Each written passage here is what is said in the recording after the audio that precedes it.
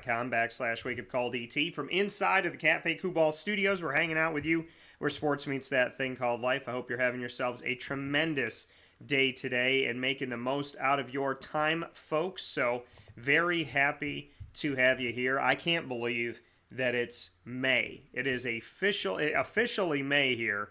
And that's crazy to me. We're a couple days into May right now, which is absolutely nuts. But happy May. Hope you had a great April. If it wasn't that great, I hope it gets better in May. If it was great, I hope it gets better in May. That's how we do it here on Wake Up Call with Dan Tortora, where sports meets that thing called life. So thanks for hanging out with us here.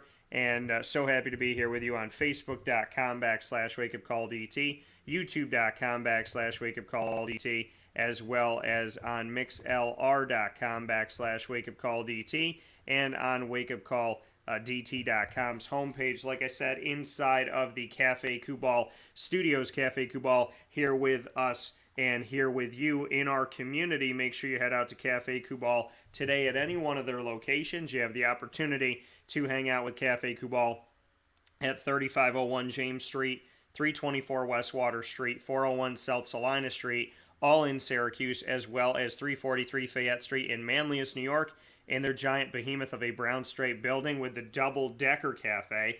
And you have them at the corner of Route 11 and Taft Road at Sweetheart Corners in North Syracuse. So make sure you head out to Cafe Football today there at their drive-thru location. So appreciate all of you filling your cup up right, and you can never understate how important it is to support local, so make sure that you're doing that today at your local Cafe Football here in Central and Upstate New York. With that being said, we have a fantastic show of specials here with you, something you're going to, interviews you're not going to find like this anywhere else, and I am so excited to give you an elite group of people that are going to be joining today's broadcast. Inside of MonPazPopcorn.com's What's Poppin', we're going to start off the show with Jeff Lonczak. Jeff Lonczak is going to be joining us. He's been with us before. He's back with us again. This time he is a conference champion inside of the NE10. Second time that the team has done it for men's tennis. He's the men's and women's tennis head coach at LeMoyne, and both teams have had success this season. The men's team lost their first match and have since won 21 matches in a row. They have a 21-1 record, losing their first, and they talk about not letting a loss beat you twice. Well, they haven't, in a way that I have really never seen anybody else do. Lose your first and then win everything after that. 21-0 since losing their first match, 4-3. And it was a close match there as well. Not getting blown out in that one. And now they have the opportunity to host a regional. And if they win that regional, then they have the opportunity to go national and fight for a national championship. So I'm very excited for what's to come for Jeff Lonczak and LeMoyne men's tennis. And right after winning that championship, he'll be joining the show today. He's also a big-time draft fan and a big Chicago Bears fan. So we'll be talking about the Dolphins, and we'll link it back to a lot of what we've been discussing here on Wake Up Call with Dan Tortora, as Jeff will talk with us about the NFL draft and the Chicago Bears. So a lot of fun to be had with Jeff this morning, who has a fantastic personality and whose team is really incredible. I mean, they're built from all over the world, literally all over the world. South Africa, France, Italy, here in Central New York, all over the world. And so we'll talk with Jeff about the makeup of the team. We'll talk with him about how do you adjust things now, or do things stay relatively the same as you get set to go beyond the NE10 in a fight for nationals. What has he seen from the team? Manny being a unique transfer, what can he say about Manny and what he's done for this team in and of itself, and just the treasure he's been to the squad coming from Italy. So a lot of great things coming up with Jeff Lonczak, and another bonus edition of Dolphin Dive here in our exclusive multimedia marketing partnership with the LeMoyne College Dolphins. So very excited for that. That's coming up at 9:15 a.m. Eastern Time, so in just a few minutes. And then we'll have the opportunity to go from there and be able to share a conversation at 10 a.m. Eastern Time this morning with Kingsley Jonathan. Kingsley Jonathan going to be joining me on the heels of signing with the Buffalo Bills as an undrafted free agent. So Kingsley Jonathan will be joining me. He has had the opportunity to speak with numerous teams. He was wanted by more than one team at the end of the draft, So you'll hear which teams those are. I believe that's exclusive to Wake Up Call with Dan Tortora. So you hear who those 4 teams are. You also hear why he chose the Buffalo Bills, a team that he got to work out with before the draft. So he actually had a workout after Pro Day with the Buffalo Bills. So we'll hear about what he took away from that. If he feels like that obviously helped him out to get an opportunity with Buffalo, why he chose Buffalo, what his thoughts were of not getting drafted. Does that bother him? Does that matter? And we'll have the opportunity to connect with his family in a very special way because he has 2 sets of parents. He has family back in Nigeria and family here in the States. And I got to meet his mom here in the States, and she is a treasure and just a sweet woman. So we'll have the opportunity to connect with them. I'm very excited for that. Very excited for all we have coming up here on Wake Up Call with Dan Tortora, where sports truly meets that thing called life. So make sure you're hanging out with us here this morning all the way through the entire broadcast. And at 9:50 a.m. Eastern Time, we'll have a fantastic opportunity to share with you the ingredients to success, proudly presented by the fantastic team at Avicolli. So we'll be bringing you the ingredients to success today and cannot wait to do that with you, where sports truly meets that thing called life here on Wake Up Call with Dan Tortora. So make sure you're hanging out with us and following us back here on Wake Up Call with Dan Tortora all throughout the entire show. So I hope you're having a great day. I hope you're staying safe. I hope you're staying well. I hope you're staying healthy in this crazy world that we live in. And I hope that everything is treating you well here on Wake Up Call with Dan Tortora, where sports truly meets that thing called life. So I hope you're definitely having yourself a fantastic day. Like I said, we have a great show ready for you here inside of the Cafe Football studios. And, to take a quick look at the NBA, on Thursday we're going to have Dave Paziak come back and join us. Papa Joe, typically every Thursday from 9 a.m. to 10 a.m. Eastern Time. He was not able to join us last week due to some health things that he had to take care of, and he's having surgery this Thursday, so he won't be joining us this Thursday. We'll be joined by Dave Paziak once again, so I want to give my prayers and my best wishes to Papa Joe and to Mary and Joey and the whole family. I love you all dearly, and I send you all my love and all of my positivity now and always. I just fantastic members of my family. So please pray for Papa Joe. Send him your love, send him your well wishes, and all that positivity his way now and always. And we definitely send our love to PJ and to Evan Dortis as well, who I had spoken with. And this is so weird, and this truly a sign about how quickly life can affect us all, is that Evan was somebody that I saw toward the end of the regular season for men's basketball at Syracuse, and then I was texting him when I was at the ACC tournament because he came out to Brooklyn as well, and from there to now, and seeing the fact that he went in and went into a coma and was able to come out of his coma, incredible story, and I feel terrible for him, and I'm so happy he's alive. I'm so happy he's here and that he's with us, and it just goes to show, count your blessings, count your moments, count your time with your loved ones, and make sure that you make the most of the time that you have, and don't underestimate the value of a second. So our prayers go out to Evan Dortis as well. I hope you're doing well, sir. I hope you're feeling well. I hope you're doing okay. And we send you our love as always. And, I just hope that everything is getting better for you, and that you're on the mend, and, that you can tell this story. And I love the fact that you, above all things, mentioned God, and that you put God at the forefront of everything. So I really do appreciate that. I can't thank you enough for that. And, for speaking on the Lord and sharing God in your story that's something that people need to hear. So I think that's a beautiful thing. It's a beautiful message, and it's a beautiful day to be alive. So we send our love, our prayers, and our well wishes to Evan and to his family.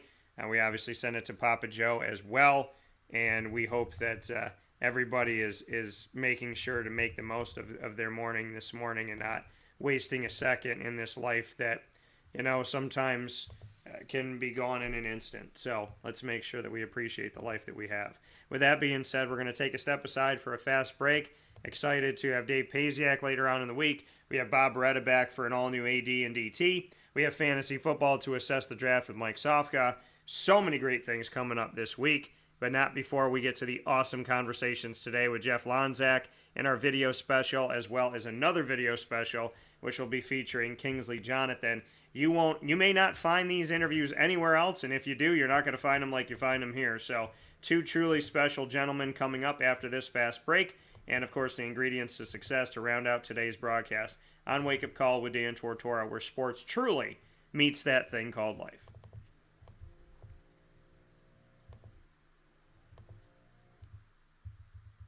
Carvel DeWitt, it's what happy tastes like. Do you know why? Because we make ice cream. Creamy, rich, flavorful ice cream. Not yogurt or iced milk like some of our competitors. Ice cream.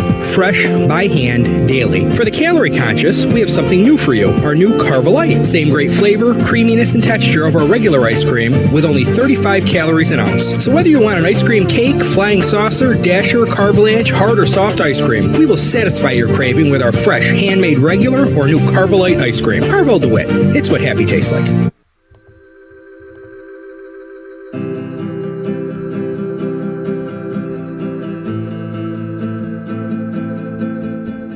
Café Kubal offers same-day local delivery of our products, offering no delivery charge for Onondaga County. Shop cafekubal.com for fresh roasted coffee beans, cold brew, travel mugs, and all your essential Café Kubal needs. Café Kubal, coffee for the soul.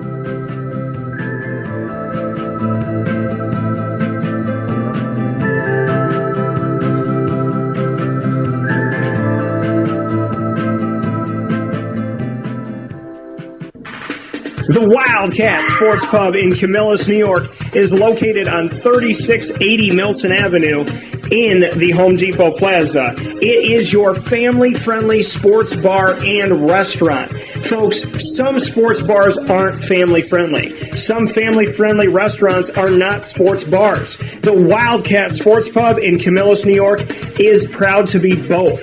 It is that marriage that you've been looking for years. The Wildcat Sports Pub is your home base for your sports bar and restaurant needs, games for the kids, indoor and outdoor activities, and enough things on the menu to come back every single week and get to try something new. They're open Sundays from noon to 8 p.m., Monday through Wednesday, 11 a.m. to 11 p.m., and Thursday through Saturday from 11 a.m. to midnight. For reservations and party information, call 315-487-2222 for the Wildcat family-friendly sports pub and restaurant.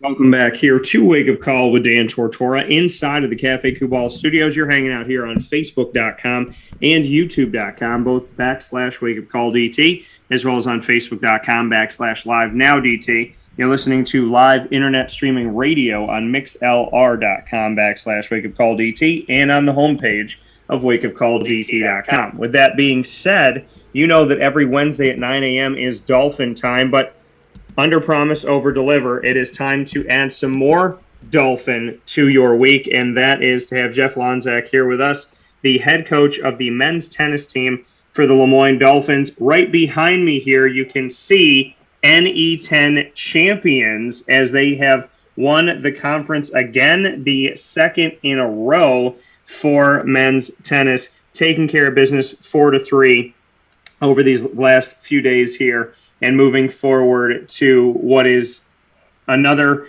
extension of the season, a hopes at a national championship. So with that being said, we'll bring Jeff onto the show. Jeff, how are we doing today? Doing great, Dan. Thanks for having me. Much appreciated. Absolutely. And just, I mean, Jeff, we've talked about it. I mean, this team, I think, lost their first match and have won 21 in a row, I think is where we are right now. My lucky number is 21, but please, you have my permission to pass that number now. That's a tough one. Yeah, I know. Blackjack, it's pretty good, for sure. So, I mean, we've talked about it before, but how has this team, I mean, they say don't let a loss beat you twice. Literally, this team has not. Going back to that first match, what is it about your squad that has found a way after that first match to say, we never want to feel that again? Well, yeah, I mean, that one was a strange one against Niagara. Rules were changed. No excuses. I mean, they were better that day. And to be honest, like we brought in two just animals in the spring. It ends up becoming a pretty big part of our recruiting in the spring. So we brought in Manuel Riggi, who's a 27-year-old grad MBA student, and Peter Hatton, who's the best tennis player in Syracuse for at least the past 10 years. So, yeah, I mean, bringing in guys like that have changed a lot for us. I mean, we had culture established. We had good leadership. But those guys just solidified our place, everybody's place in the lineup, and just took the team to a new level. Yeah, like you said, bringing in that help, bringing in that assistance, and just having that immediate effect on the recruiting side of it. How did you get these gentlemen to come here? What was it that you feel just kind of spoke to them as to why they wanted to be a part of this team? First of all, I mean, with Peter, I've known Peter for probably close to 10 years now. He always trained at Elevate, where LeMoyne would train. And one of the big things with him is he's an unbelievable golfer. I mean, his ceiling in that sport may actually be a little bit higher than tennis, which is pretty hard to believe if you've seen him on the tennis court. So, I mean, he started out at West Point. It probably wasn't necessarily his thing. He wasn't able to play golf. So we kind of chatted. He entered the portal. It wasn't that order. He entered the portal, then we chatted. But we were able to chat, and he made it very clear to me that he did not want to give up on golf. Golf was a priority in his life, and he wanted to keep that going. So those chats kind of came and facilitated, and we were able to get him in right in the spring quickly. With Manny, I've talked to him for a little over a year. I knew of him in 2014. He played one semester at Concordia in New York, and he won the region. And he was I think he was fifth in the country his freshman year in 2014. So the big selling piece for him was the Madden Business School, the MBA program there. He had his undergrad from a university in Bologna, Italy, and he wanted to get that MBA, and he wanted to give his last shot at college tennis. And we kind of bonded over that. And, I got a chance to talk to his coaches a few times. And I mean, the way they described him was quite simply by one word: he's a dog. He doesn't give up on a point ever. He is just, he's a guy that you want at the end of that critical match, and that's exactly what happened on Saturday. Yeah, and like you said, with Manny spending his time at Concordia and coming over from Italy and being a grad student, I mean, just how that has worked out. I mean, selfishly on my side of it, being Italian's part of my heritage. I mean, seeing him out there, he is absolutely incredible. But to have a talent like that, and like you said, the business school makes sense to him. That's what kind of draws him in and whatnot. What has that done for this team, in your opinion, to bring in somebody like Manny? That it's a unique case, right? He still has eligibility left, but he's a grad student, and I mean, he's incredible when it comes to the sport of tennis.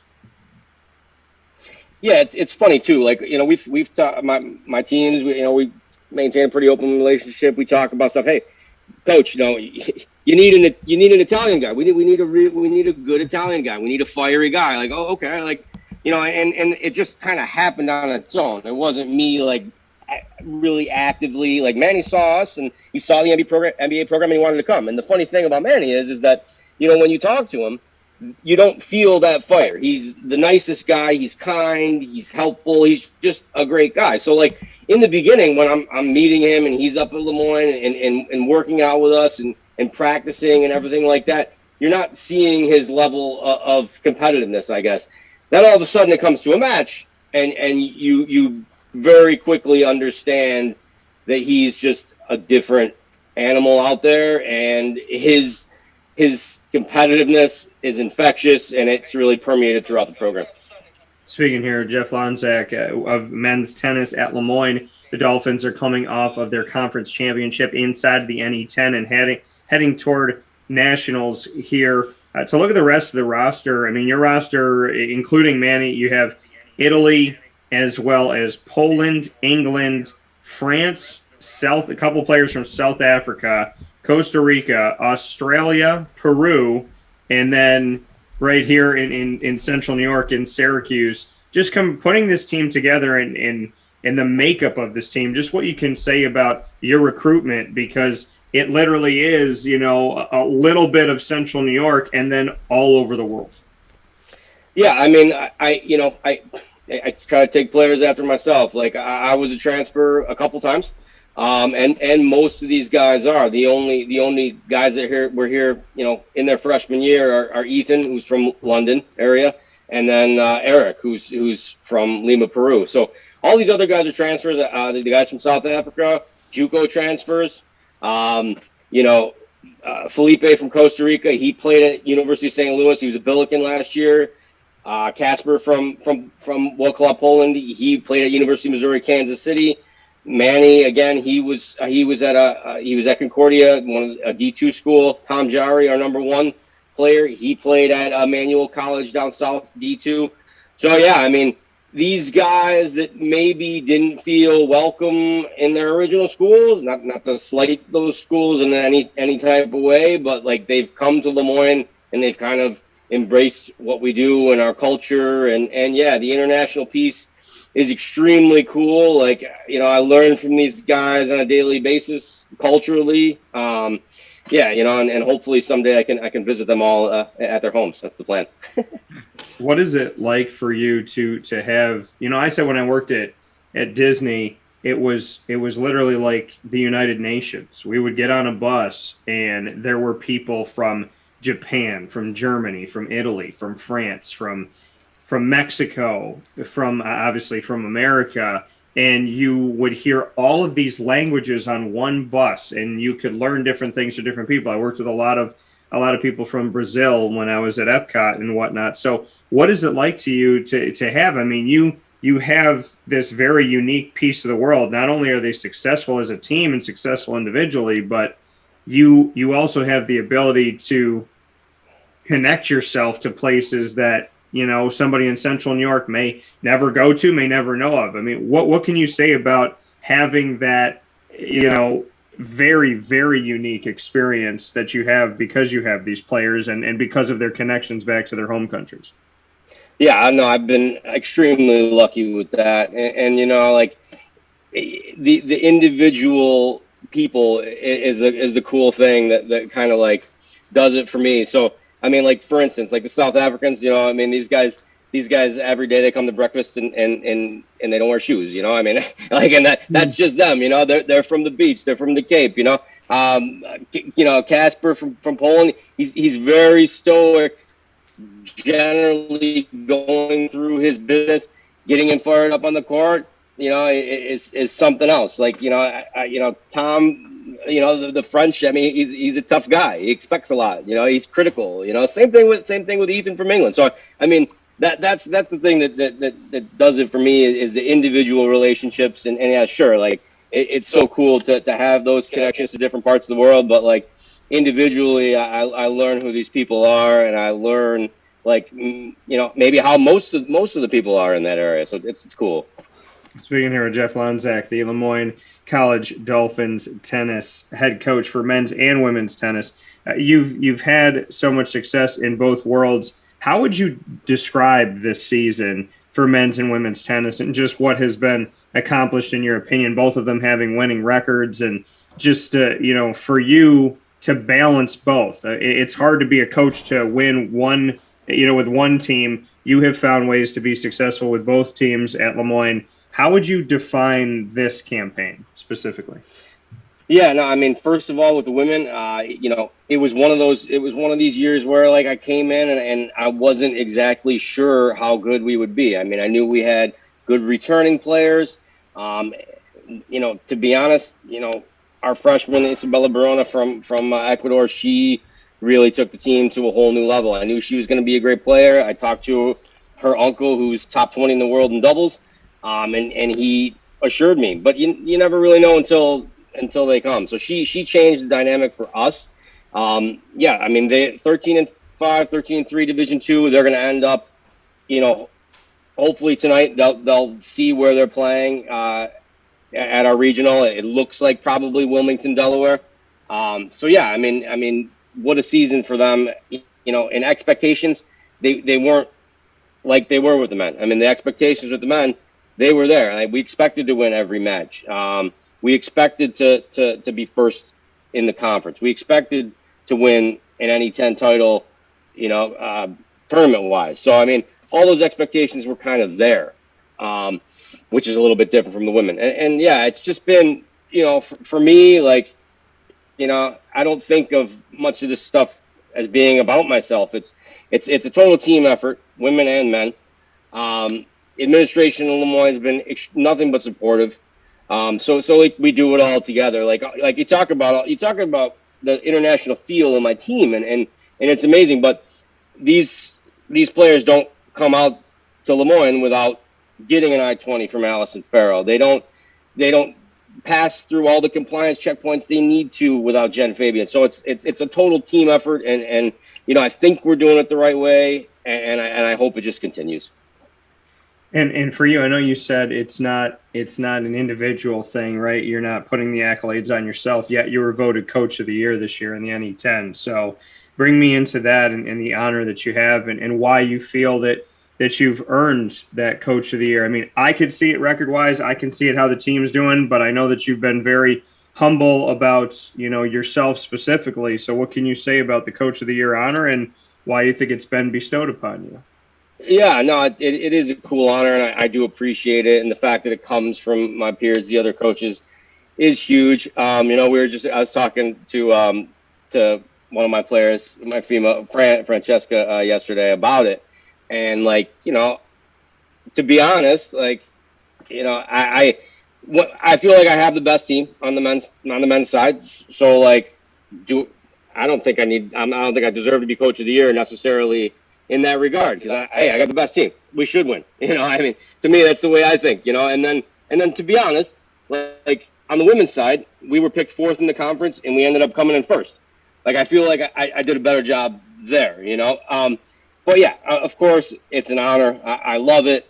But yeah, I mean, like I said, it's a whole team process. Like, I'm just the guy that gets everybody to where they need to be at the time, where they need to be there. So, I mean, you brought everything that you've done, and you kind of made it sound like, hey, I'm the guy that's driving the school bus. I get them there, and then that's what we need. There's more to it than that, Jeff. What is it about, your style of coaching, your brands, that you feel has been an aid? Because I have seen teams with very talented individuals that collectively can't get it done. So there's something that you're doing to bring this group of talented people on the men's side and the women's side.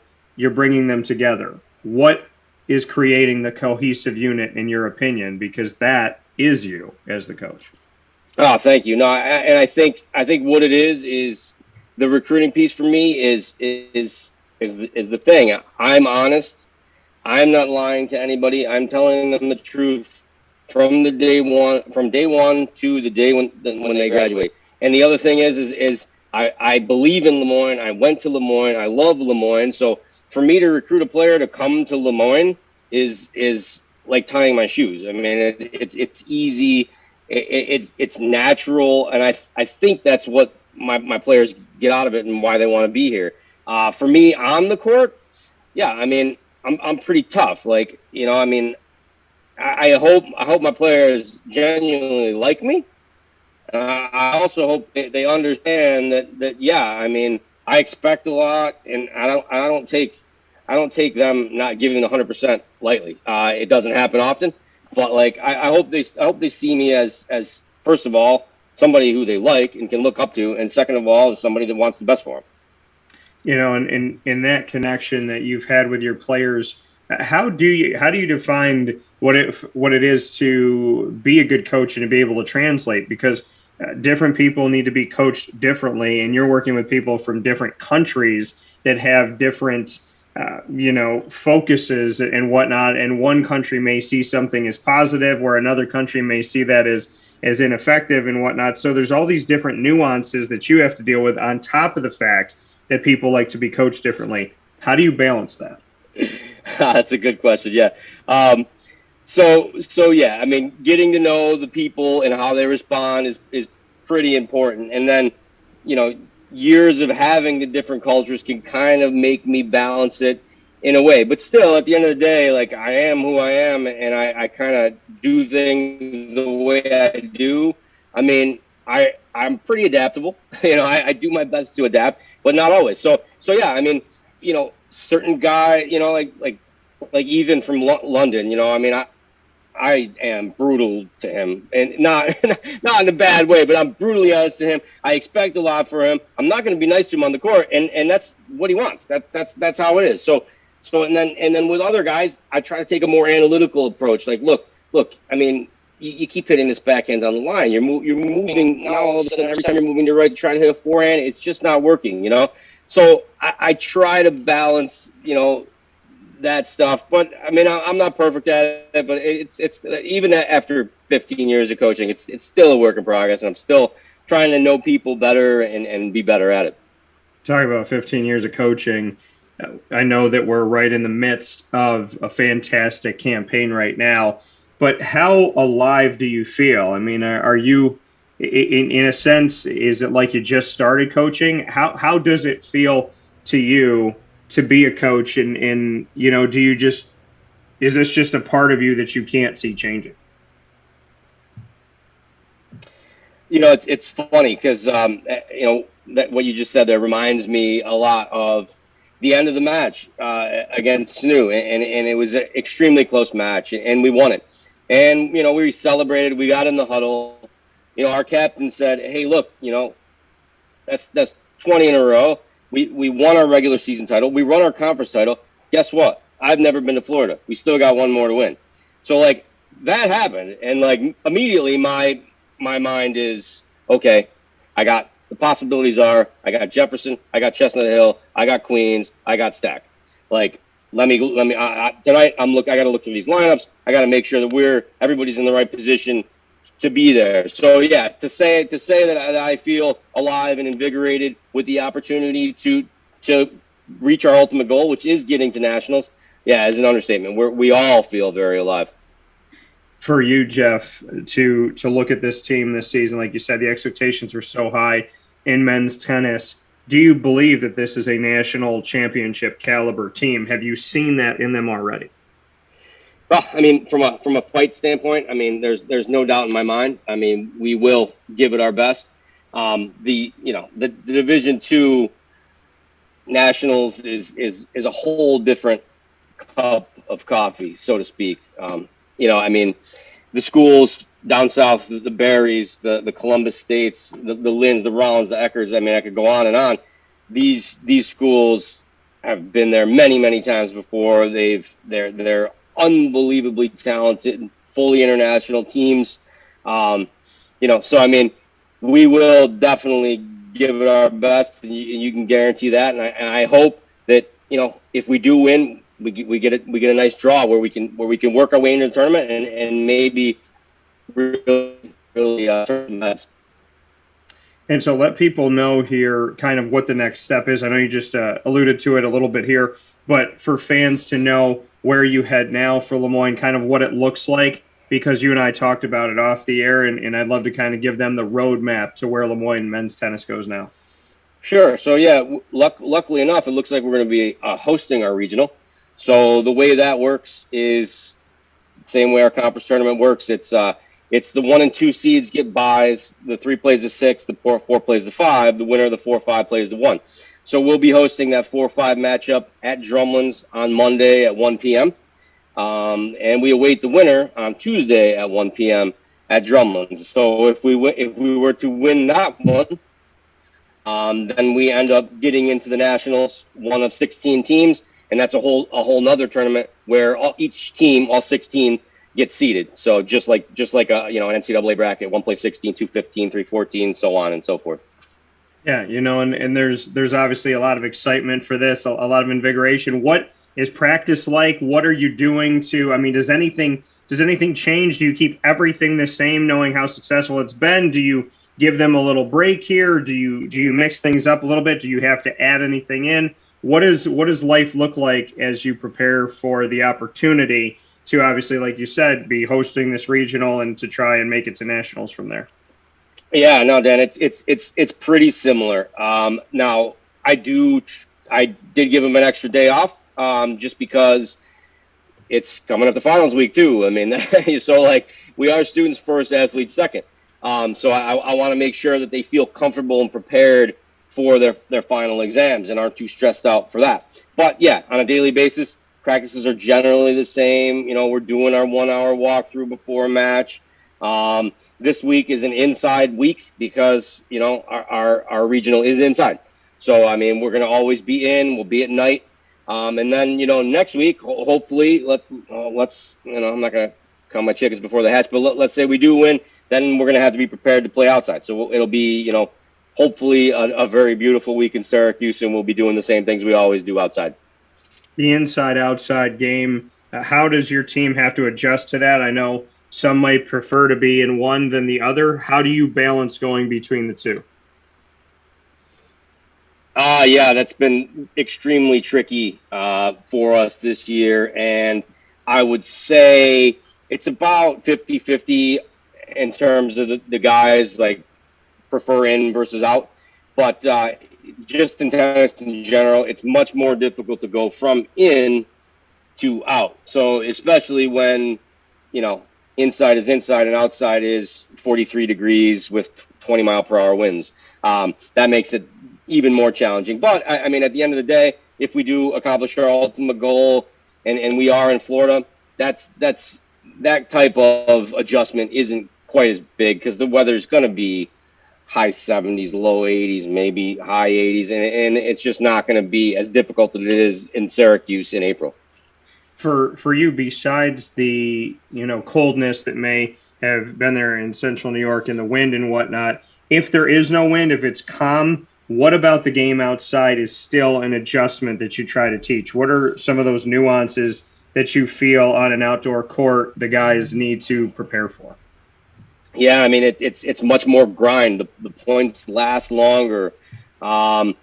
Your plan, like inside, might be simply, I'm going to hit a serve and then I'm going to hit a forehand. I mean, that's as simple as sometimes it have to be. If my serve's good enough and my forehand's good enough, the point's over. It doesn't work that way outside. So, the combinations that you have to kind of think about, and the counter offensives and the defense is much more intricate. And I mean, look, you're playing in the sun. So like at the end of the day, at 2:00 in the afternoon on one side of the court, the sun is going to be directly in your eyes. So if somebody's able to come to the net or has to come to the net, throwing up a lob is a lot of times the right play because they just can't see the ball. So that never occurs inside, So it's just a matter of points lasting longer, being prepared for that, and keeping your defense, at the forefront. There's so much beauty to this game and so much fun and excitement to come here. Northeast 10 tournament, Northeast 10 champions. You've done it 2 years in a row. And so this team, can you liken anything from last season to this season, being conference champions in the NE10 last season as well?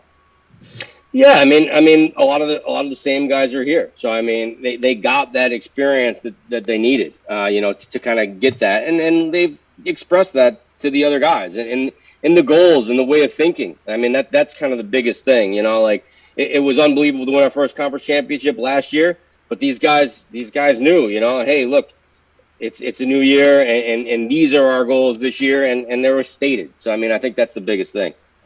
Why is this team better now with so many of them having been here last season? Yeah, I mean, you know, I mean, they took the off season seriously. Like that's the one thing, you know. I mean, you know, Tom's out there playing tournaments in France. He's out there playing ITFs. You know, I mean, these guys know that, hey, look, I got guys graduating. Well, I got to be better to make the team better. So, I mean, it's just a team concept in an individual sport that's really set us ahead. That coming here from Jeff Lonczak, LeMoyne Dolphins men's tennis and women's tennis head coach. The men's tennis team, 21 wins in a row, conference champions again in the NE10, and an opportunity to host a regional with the hopes of nationals from there. Jeff, as always, I appreciate you, but I would be remiss if I didn't ask you this before I let you go, because we talked about it off the air. I've been NFL drafting this thing like crazy. The live draft cast was at Pizza Man Pub, where we have featured LeMoyne before, and we were out there at Pizza Man for leading you into round one, for analyzing round one while it was happening and giving a big approach to that. Then I was, you know, going back and forth with people on social media, on Facebook, Twitter, and Instagram of different picks that I had. And then I examined all 32 teams on Saturday as the draft was winding up. So there's been a lot of conversation. I would love to address maybe some of the things that are on your mind. I've given the topic, so I'm going to throw them to you. What would you like to talk about draft-wise? Wrap things up. Oh, wow. Well, you know, I mean, like I said, that is, well, like we talked off there, that is my favorite event. Yeah. Pretty much of all events, you know, all sporting events. I mean, I can't not talk about my Bears. I mean, that would be very, very sad of me, considering I've been a fan since 85. You know, me personally, what we did, like, I'm the type of guy that likes to build inside out. I would build team inside out. So I would always try to get some defensive linemen, some offensive linemen.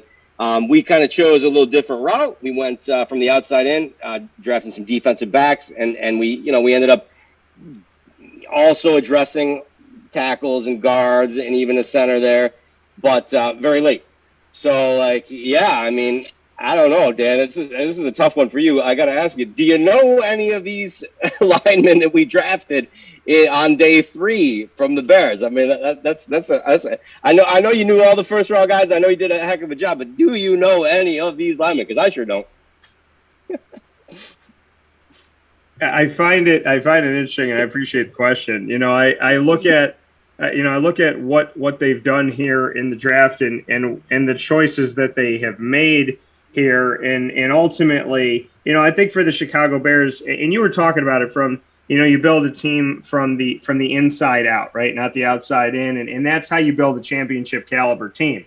And that's what, you know, I say it all the time on the show, and I credit him so much, but he deserves it. He's a former assistant at SU, and I met him when he was coaching, head coach at UCF, George O'Leary. He said, you build from the trenches out. You build your offensive and defensive line, and if you don't build your team from the inside out, then you shouldn't be coaching, because you're not going to win a championship.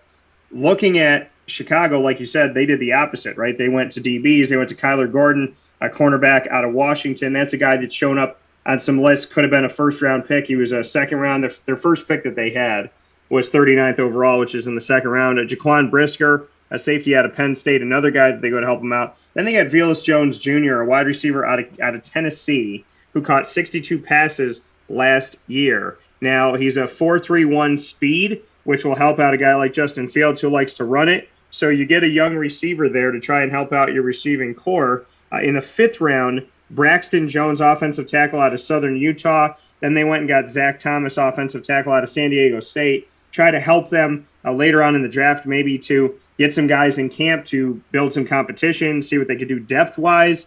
These are not household names. I can say that. Round 5, Dominique Robinson, defensive end out of Miami, Ohio. So kind of reaching to different areas. Then they go back to the quote-unquote Power 5, and they get Treston Ebner out of Baylor, the running back, in the 6th round. And so that'll try and help them a little bit there again to build some depth.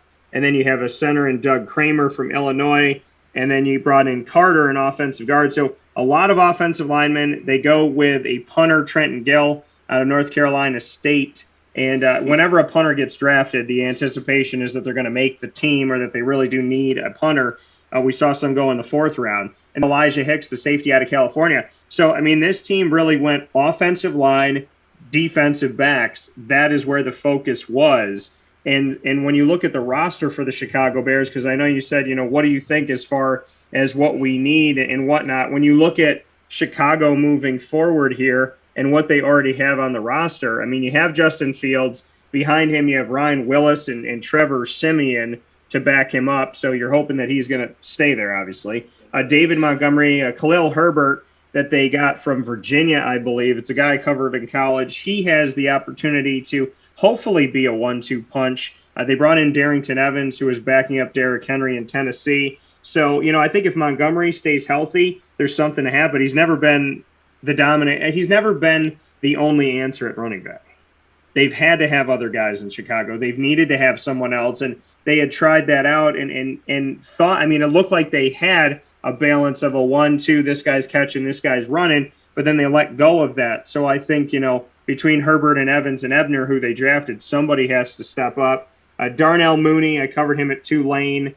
He automatically becomes the number 1 guy. Equinemius St. Brown, I covered at Notre Dame. And Byron Pringle came over from Kansas City. And then you have Daz Newsome, who I believe is from North Carolina, that I covered. So really no household names. Guys may know Mooney, but ultimately this is a giant question mark for Justin Fields. They didn't really give him the weapons. Equinemius St. Brown was a 3rd or 4th guy on the depth chart at wide receiver. Pringle was like a 4th guy, maybe a 5th guy at times. Outside of injury, Daz Newsome could have been a return specialist. So you really have one receiver, and then you have Cole Kmet that's going to help you out there at tight end, and I think he's done some good things. But ultimately, my question mark for Justin Fields is why did they leave him kind of the cupboard bare, so to speak? They have a lot of depth. I wish if this depth works out, I wish the Jacksonville Jaguars had the depth that Chicago had. They have somebody at every single piece of the line here, including Tyrone Wheatley Jr. A shout out to Tyrone Wheatley, used to be the running backs coach at Syracuse, and obviously his family's gone on to play. He went on to play in the NFL, and I used to collect his cards as a kid. Defensively, I think adding some secondary players is going to help you out. But again, I think this defense is not a scary piece anymore to Chicago. So they want to try and minimize your scoring. And I think they need more on the defense. I think they need more weapons on the offense. I'm sorry to say this, Jeff, but I think my argument is it almost looks like they didn't even draft. Yeah, for me, I could not wrap my mind around that Velus Jones pick. Okay, I get it. He's a burner. We want Devin Hester again, sure. Devin Hester probably caught less than 50 passes in his career as well. So how is that gonna help us? Plus, he's 25 years old. Is he going to go past his rookie contract? I'm not sure. So, I couldn't agree with you more. We need more wide receiver weapons for sure. And hopefully put together some pieces on that defense as well. Well, and that's why you got to be happy with Green Bay, who never likes to give receivers to Aaron Rodgers. So they do everything and they can to a very weird, dysfunctional marriage where it's like, let's just stay together because they don't want it. I think the thing with the Packers is, like some marriages out there, unfortunately, which are awful, and I hope nobody listening or watching is a part of these, they're the marriage where they don't want to be with you, but they don't want to see you with anybody else. And that's what the Packers have become like you can sleep in another room, don't touch me. However, I cannot see you with another girl because I'll lose it. So, that's kind of what it is for the Packers, and I don't understand it at all. But Devontae Adams makes the AFC West the Wild Wild West. My guy Nate Hackett's the coach at Denver now. Devontae's with Derek Carr. We have Justin Herbert is out there doing his thing, throwing a beautiful ball. And then you got Kansas City and Pat Mahomes and company, and they just got Sky Moore, one of my dudes from Western Michigan. So I mean, it's going to be a very, very interesting NFL. But as much as I assessed your Chicago Bears, my Jaguars are a question mark right now. And the great thing about having the number one pick is you have the number one pick. The bad thing about having the number one pick is it states where you are. Having the number one pick 2 years in a row, that is a very unique part of history that you never want to be a part of. So let's hope that Jacksonville is not in the top 10 picks this coming season.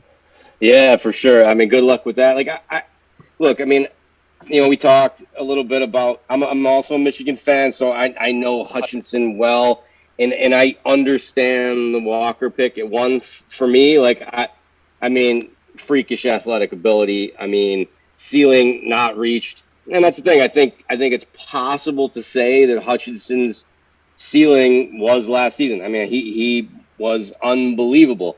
And you saw what happened when he did play against Georgia in the semifinal game. I mean, all of a sudden he's playing against five-star offensive linemen. Is he able to get home? No. So I mean, we'll see. I mean, I love the guy. I think he's a great worker, and he's a Michigan man through and through. Obviously, his dad being a former great. But yeah, I mean, I don't think that the Walker pick was all that bad. I think it might end up paying dividends. Well, I mean, ultimately, you look at it like this: Walker plays in the SEC for Georgia, and the Big Ten has for whatever reason in the college football playoff era, they've gotten an undue amount of respect. And I know that you're a Michigan guy, but I mean, I was like, let's be fair about this. Ohio State was in, according to the College Football Playoff Committee, and I said, last 3 weeks of the season, I said, if Michigan goes undefeated and beats Ohio State, or Michigan State goes undefeated and beats Ohio State, they'll take their place, and they'll be the team that's representing the Big Ten in the college football playoff. But it's not necessarily deserved. And, maybe that's the way that Trent Baalke, the GM of the Jaguars, looked at it. He said, Aiden was really good, but not when he played Georgia. Trayvon Walker plays for Georgia. So let's take the guy who knows how to get it done, and let's not take the guy who, when he played up against the NFL-esque talent, he couldn't handle himself. So maybe that was ultimately the deciding factor. And, listen, I hope the Jaguars are right. Trevor Lawrence was a fantastic pick. They have a lot of weapons on offense. They've spent a lot of money. They've gotten their defense better. My guy Andre Sisco from Syracuse is there. I like a lot of moves that they've made, and I'm just hoping that ultimately it will all come together and give me something to be excited about, because the Houston Texans are relative trash right now. The Indianapolis Colts are a question mark, and the Tennessee Titans, they have Derrick Henry, and they have great coaching. So Jacksonville's got to go through Tennessee, but there's no reason why Jacksonville should be at the bottom. If you are worse than the Houston Texans, I don't know if you should be allowed to play in the NFL. Right. Might have to relegate yourself back to college. Yeah, you might have to just drop down to the SEC. But if Jacksonville did that, I'd be very scared. So, ultimately, we got to figure things out here, because I don't want Jacksonville to be in the NFL light. And so we'll have to make some moves here. But Jeff Lonczak, as always, I appreciate it. Love talking with you sports in general. I love the fact that within the last couple of weeks we got to, just kind of stand and talk for a while and flowed very naturally. So when this season has gone on to, God willing, nationals, and you guys create more history, then maybe I'm going to have to pull you aside in the broadcast booth and ask you to do some other stuff. Oh, anytime. Yeah, I mean, if you could deal with my analysis on pro football and whatever, I'd love to share it with you for sure. Absolutely. Well, listen, go out there and do what you got to do in practice. I look forward to seeing you and the team soon, but God bless on the Coach of the Year, on winning the NE10, and I hope there's so much more to come, Jeff. We're spoiled to have you, and I thank you so much for your hospitality and how kind you've been. And all I got to ask you is, where is my NE10 championship shirt? Beyond that, we're good. Yeah, well, they're printing them as we speak, I'm pretty sure. But no, Dan, we appreciate it, and thanks so much for having us on, and we'll hopefully we continue this relationship going forward. As well, yeah, we definitely will, and I look forward to talking with you soon. Thanks, Dan. All right, take care.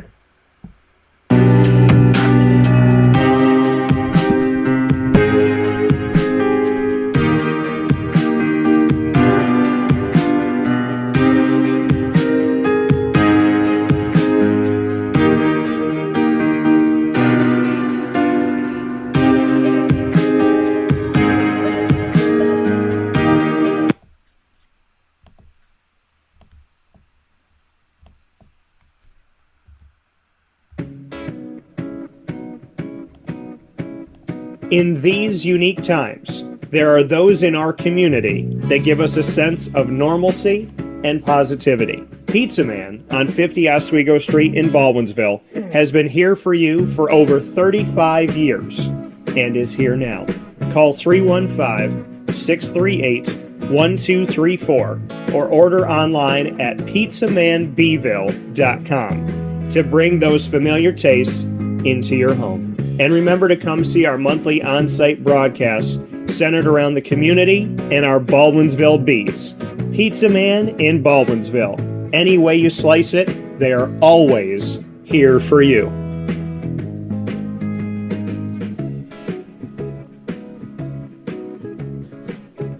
This is Jim Sikowski, owner-operator of Chick-fil-A Cicero, 7916 Brewerton Road in Cicero, right in front of the Home Depot. I had a deep feeling that God wanted me to do something bigger with my life and to help people, help others. I kept putting Chick-fil-A in my life, and I realized as I was going through the franchise selection process that positively impacting the lives of others was really core to what we do here at Chick-fil-A.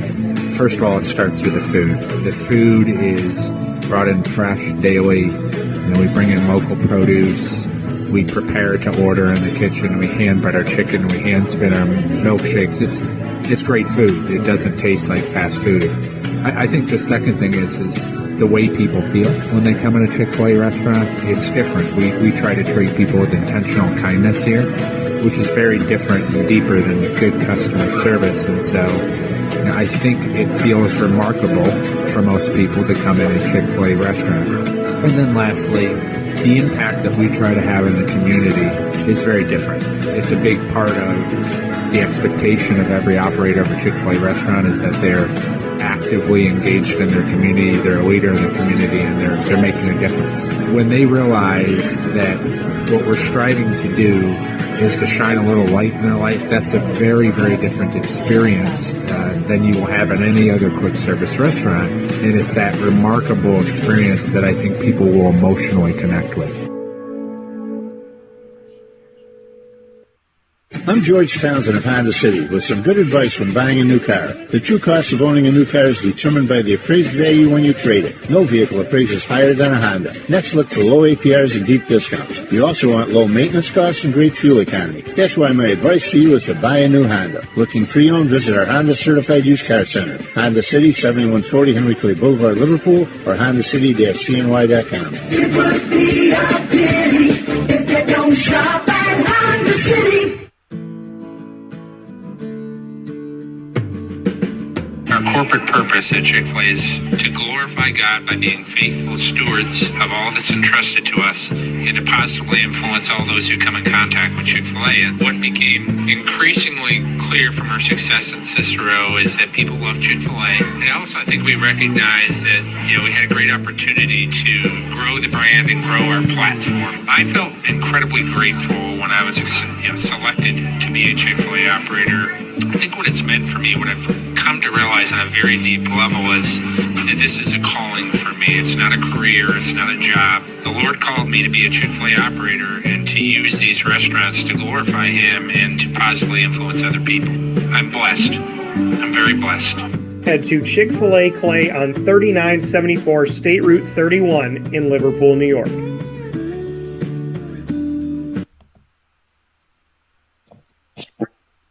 Welcome back here to Wake Up Call with Dan Tortora, where sports meets that thing called life from inside of the Cafe Kubal studios. Very happy to be here with you on YouTube.com, Facebook.com, and MixLR.com/Wake Up Call DT, the first two live streaming video, and MixLR.com/Wake Up Call DT live streaming radio, which you're also getting on WakeUpCallDT.com. And you can find us on Facebook in a secondary spot at Facebook.com/LiveNowDT. With that being said, the draft has happened. We did live draft casts in the middle of the draft, and outside of the draft, we had an undrafted free agent signing of Kingsley Jonathan, defensive end and outside linebacker coming out of Syracuse University, somebody who's no stranger to the broadcast all his time through, and of course going into the draft and now with his opportunity in the NFL. So Mr. Kingsley Jonathan, welcome back to the show. Thanks for having me, Dan. Yeah, man. And listen, I'm excited. And I guess those workouts before the draft help out because you and I talked about working out for the Buffalo Bills, and that's the team you ended up signing with. So bring me into what you thought about that workout with Buffalo that you felt maybe stuck out to them and gave you the opportunity. The culture up there was awesome. We went up there, me and Abdul. We went to work out there. The whole place was awesome, and we put in the work that we needed to put in. Did what we needed to do, and we just left a good feeling with the coaches. So it's good to have that relationship with the coaches. What did the coaches say, if anything, to you during that workout that made you believe that maybe Buffalo would be a landing spot? They really liked how I worked. They liked my college film. They liked what I'm about. They want to see more of me, and they're really interested in me. They told me right from the jump that how interested they are of me. So I had that in the back of my head going in.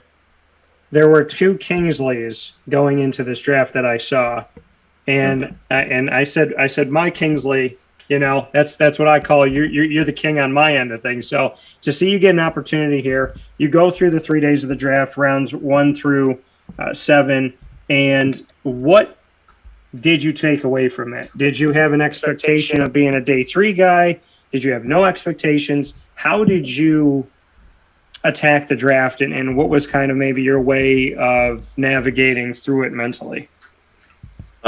Personally, I just trusted that God would put me where I need to be. No disrespect to any of those guys that were drafted, but I know I was better than a lot of guys that were drafted, and so being in a position that I'm in and still able to get a good opportunity is always very good. So I just trusted that, okay, God's going to put me where I need to be and make the impact that I need to make. You talk about God speaking here with Kingsley Jonathan out of Syracuse, defensive end and outside linebacker, undrafted free agent heading to the Buffalo Bills. What can you say about your faith, Kingsley, and the role that it has in your life? I can't be here without God and what and the blessings He has given to me and the directions He has put in my life. So anytime that I'm faced with a hard decision or opportunity like this, I remember why I do all this and what got me to this point. So remember anytime that got in my way, it's always a good support and the moral backup that I need. When you said God, is guiding your ways, you kept saying, that God would put you in the right place. Did you always have a strong faith, or did you have to develop that? I've always had a strong faith. I'm growing up back home in a Catholic household, so we were in church almost every Sunday. So my parents kind of built that into us, and I've been keeping with it after coming over to the United States. And you talk about being back home, being Catholic, coming from Lagos, Nigeria. What was it like being Catholic there in Nigeria? Is it something that is prevalent? Is it, maybe a smaller faction of people that have a Catholic faith? What can you tell me about life in Nigeria when it comes to being a Catholic? I would say religion is split, 50% Muslim and 50% Christian. So I have that Christian, I want to say about 20% are Catholic. This is a rough estimate. So it was a good number of Christian Catholics in Nigeria and growing up around them. Your family back in Nigeria, who's back there? My mom, my dad, an older brother, and my younger sister. So do they have any desire, hope of coming to the States? Are they going to stay in Nigeria? What's been the maybe future thought at this point? In the future, they hope to they will come and visit more, but that will still be their home base. And they plan to come and visit a lot in the future, back and forth. And just looking forward to that, How has it been for you to be away from them? How have you dealt with the fact that, a lot of us are spoiled, right? We get to go home and see our mom and dad, get to see our siblings and whatnot. You don't have of your biological family. You don't have that. So how have you dealt with not being able to just jump in the car from Syracuse and drive a few hours and see your biological family?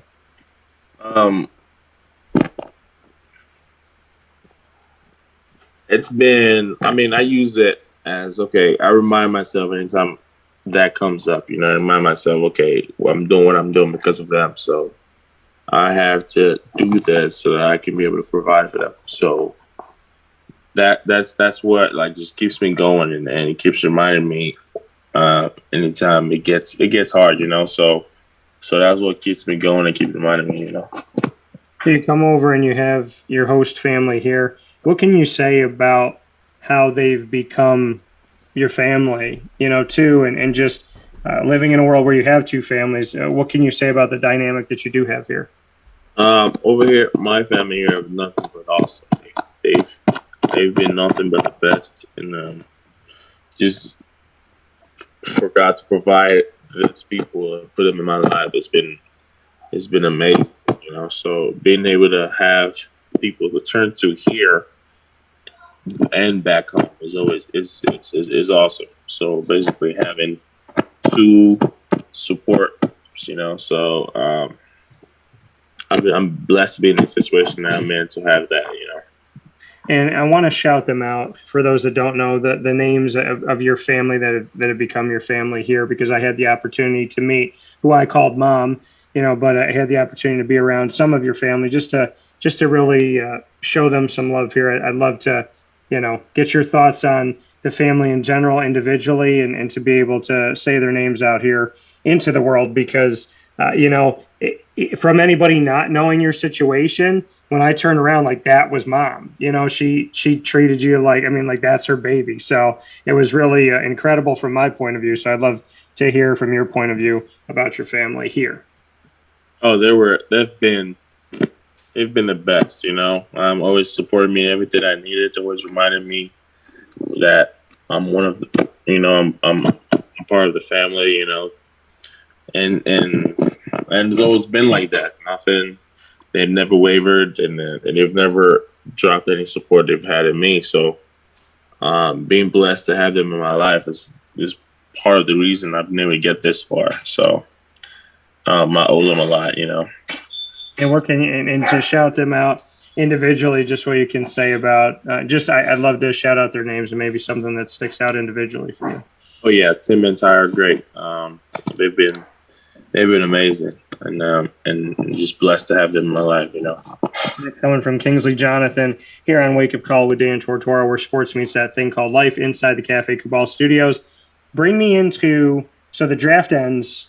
How much time goes on from the end of the draft to you getting that phone call from Buffalo?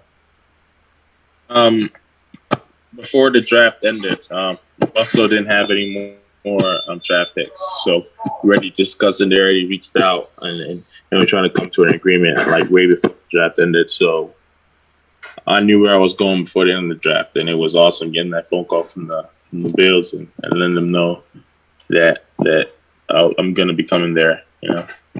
They didn't utilize a draft pick on you, but they, like you said, made the decision before the draft even ended that you were going to be a part of the team.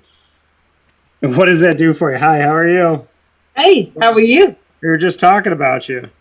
Yes, he just said so. Yeah, I said, I was like, it's beautiful to see family. And if you didn't know anything about, the situation of Kingsley coming over, your mom. I mean, you've been such an extension of the family. For him to have two moms is really incredible, and two families. And I said, I will never forget Pro Day, turning around and you saying, "Hi, Dan," and the big hug. So, that to me means more than anything, to be able to meet the family and to get hugs from the family. So just thank you for everything you've done for Kingsley.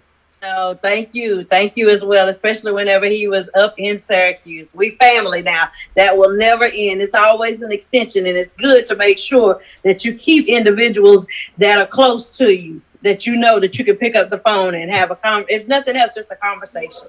Yeah, well, listen, you're always be an extension of my family, because as Kingsley can attest to, and hopefully anybody, I care about every single one of them. And when they have success, I take that personally. So thank you for being such an amazing person. Thank you for your smiles and your warm hugs. And you don't know how far they go. So I appreciate it. We appreciate you.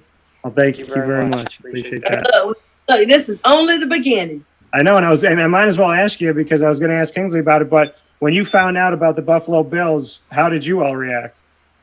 We were excited, just excited. I felt like that just with my son, him, we were all a little worried, uneasy, not, the unknown. That's always nervousness, but just to get the call and know that the interest was so profound with them. And I knew that whenever he had went up and he had met everybody, he came back with such a positive response from them. It made us feel good that they felt the same way. For them to be able to extend that offer, and that let us know that they felt the same way he felt, and it was such a good fit. And that means a lot. That means a lot because, in all fairness, they're his new family, and he's got to be able to know that he can communicate with them regardless of whatever the situation is. Yeah, no, and I'm very excited that he has the opportunity to be just a few hours away from where he's had a lot of success. So. Yes, and that means you guys will get to visit, and we will continue our relationship.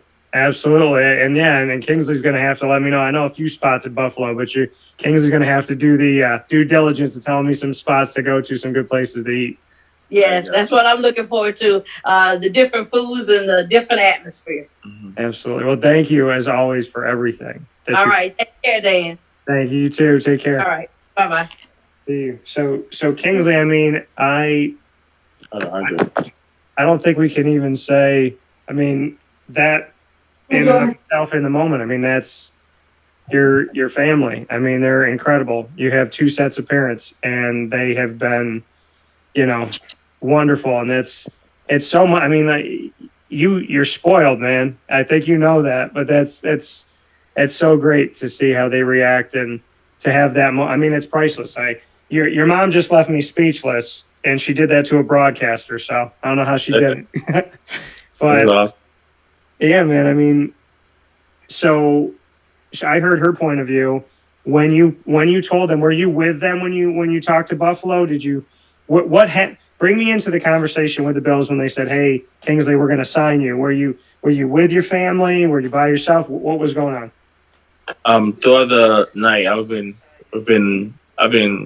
in a constant, conversations with my agent, and so when I got the call, I usually just go to another room so that I can hear and have that conversation. So that was when I heard from the coaches, and they told me they were going to sign me. So that was after that I came out here and told them, and everybody was really excited to hear that, So It was a good feeling.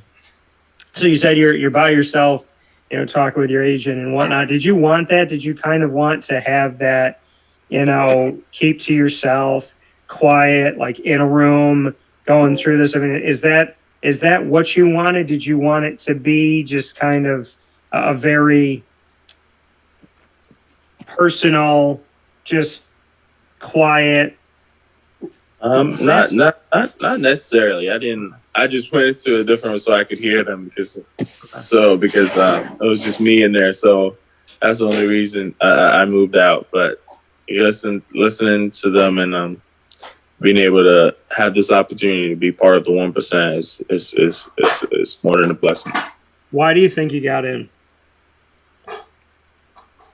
Into the NFL? What makes you believe that? What about you do you think translated? I believe that I showed what I can do in my film. I put it out on my pro day, and I showed the measurables that I can get. My ceiling is still way up there. Like just being like I haven't played football for 6 to 7 years, and being able to still develop and get better. And then that ceiling it's really high. So I believe that I'm going to get there, and it's going to be a good ride. Yeah, and for you now, this is an opportunity. And Buffalo, like you said, they didn't have a pick later on, so they were already in contact with you, letting you know what was going to happen. So before the draft even ended, had you had you signed, or did you have to wait until it was all over? I mean, what was kind of the protocol when Buffalo called you and said, hey, like, we're going to sign you? Did you have to wait until the draft ended? Did they send you everything over and say, hey, have this signed, tonight, have it signed by the time this draft finishes up? What was kind of the protocol for all that? It was they could start looking for free agents as soon as their last pick. So as soon as they made their last pick, then they reached out, and before that, and we were keeping in contact. But as soon as they made their last pick, we reached out and came to an agreement. And so for you to have that agreement, what can you tell us about it? I mean, what is within the agreement itself in the signing, as far as like time period and whatnot? I mean, what does this agreement with Buffalo offer you? That's something I'm still learning about. Something I've gotten contact with the player operations guys today. So as this days go on and before I head back out, I'll know exactly what is entailed in the agreements. When do you have to report? Did they tell you that? Next Thursday. Next Thursday. So you're like immediate going opportunity. So when Buffalo called, did you get other calls either before, during, or after Buffalo? Were there other teams that tried to get to you as well? Yes. It was I had to make a few decisions. So I had a few teams that were still interested in signing me after their last picks. So it was between the Colts, the Green Bay Packers, and the Ravens, and Buffalo. So, and I chose Buffalo because I've had that relationship with the coaches.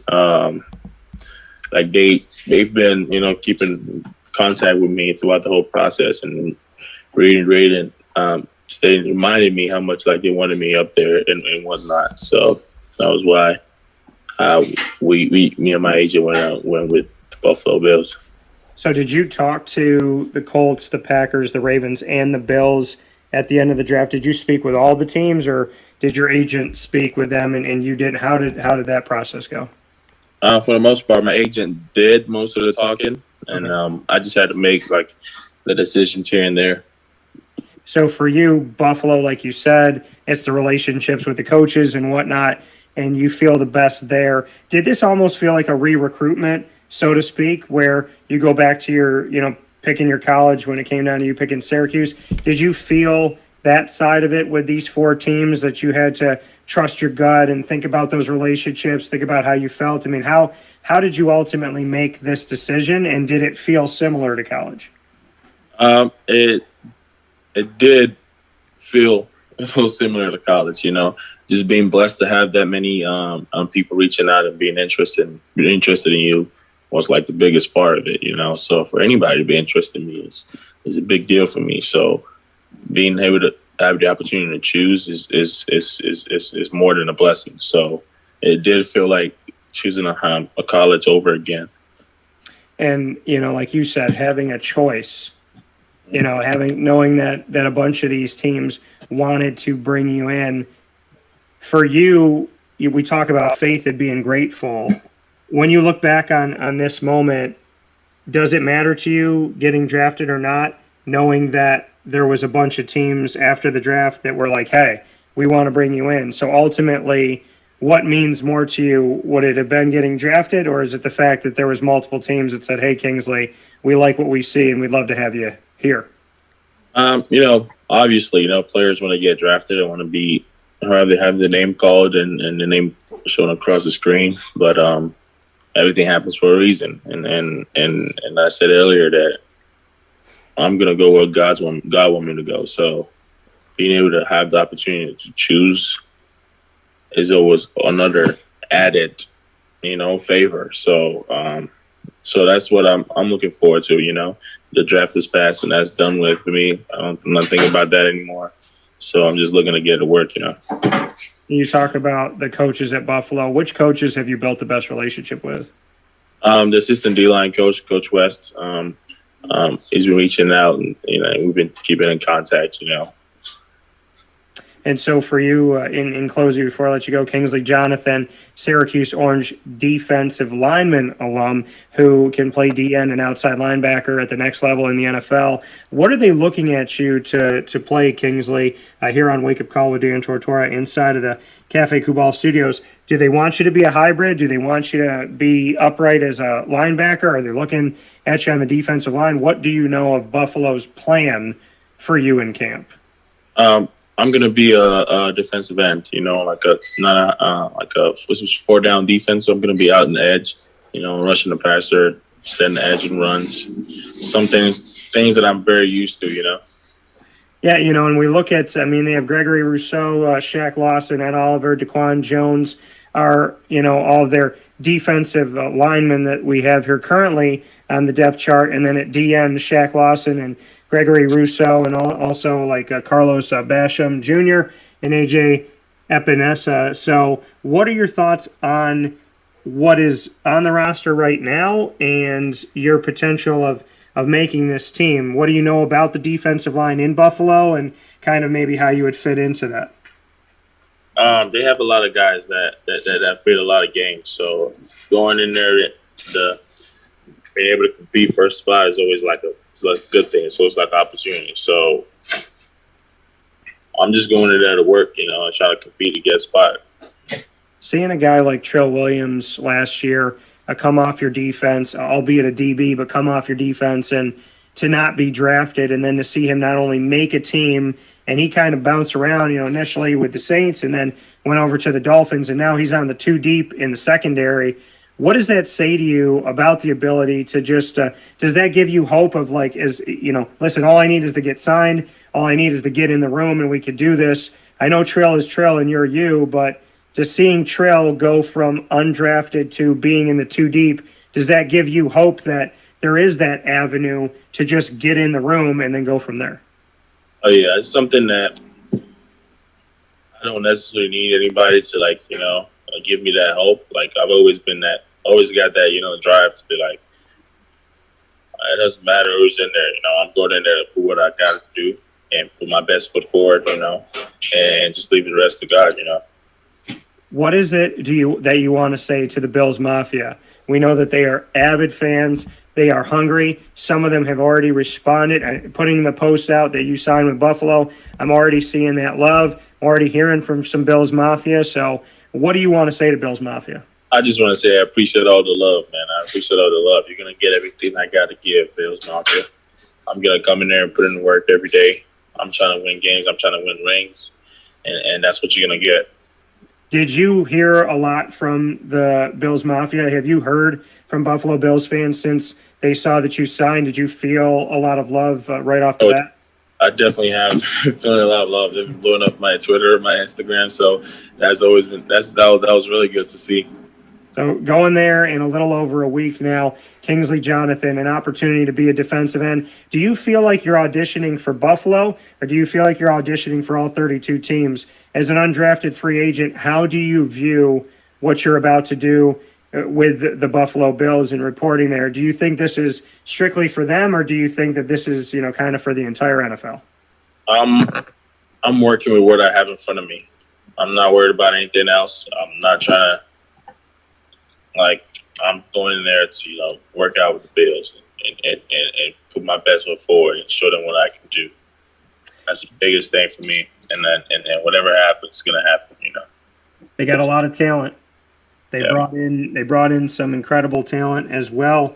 We know I mentioned some of the guys already, but then you have, O.J. Howard, Stephon Diggs, as well as James Cook, who just got drafted. Josh Allen coming in, Matt Milano, who played at BC, Kyer Elam, cornerback coming out of Florida, and Tre'Davious White, and so on and so forth. What do you get excited about when you see this Bills roster, as well as Von Miller, who just won a Super Bowl, the Rams, Tremaine Edmonds, and whatnot? When you see what's already in Buffalo, how excited do you get to have an opportunity with a team that is not trying to play football games? They're trying to win a championship.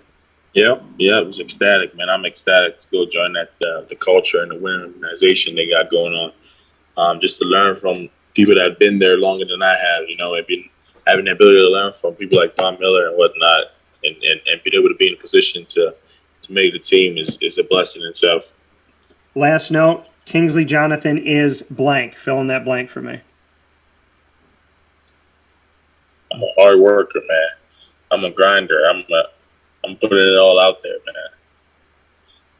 Kingsley Jonathan, leave it all on the line, put it out there, heading to Buffalo, couple hours away from where he made his hay in Syracuse. Kingsley, you have done so much. You have come so far. Your story off the field shows that you know how to respond to adversity. So to your family back at home and to your family here, including Mom that was just on the call here with us, I want to wish you all and send you all blessings. God bless to each and every single one of you. Stay healthy, safe, and happy, and stay in touch because I can't wait to see what you're about to do next.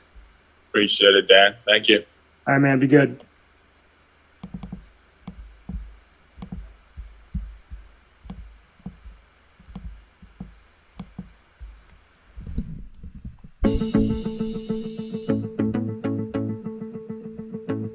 Avicolli's, located on the corner of Route 57 and Wetzel Road in Liverpool, New York, has been your trusted neighbor for decades. Located just steps from Liverpool High School, we're happy to have the Liverpool Warriors on-site, on-location broadcast at Avicolli's through Wake Up Call with Dan Tortora every single month, featuring student athletes, coaches, and administration throughout the year from Liverpool High School. Head out to Avicolli's today on the corner of Route 57 and Wetzel Road in Liverpool, New York, open Tuesday through Sunday for lunch, dinner, and drinks. We'd love to see you out there. And of course, you can call them at 315-622-5100 for takeout, delivery, and catering. That's 315-622-5100. And also find them on myavicollis.com. That's myavicollis.com.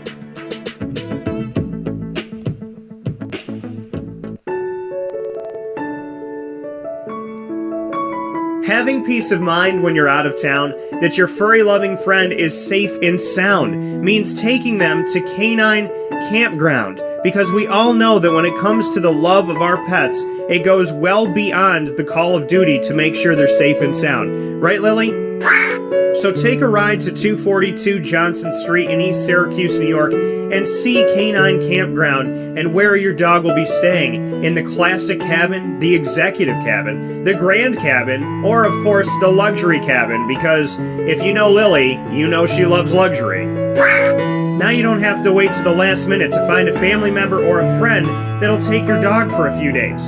Call Canine Campground at 315-299-4013. That's 315-299-4013. Their drop-off and pickup times are Monday through Sunday. Check K9campground.com for more information. That's the letter K, the number 9, and campground spelled with a K.com. K9campground.com. When you're going out of town, bring your dog to Canine Campground.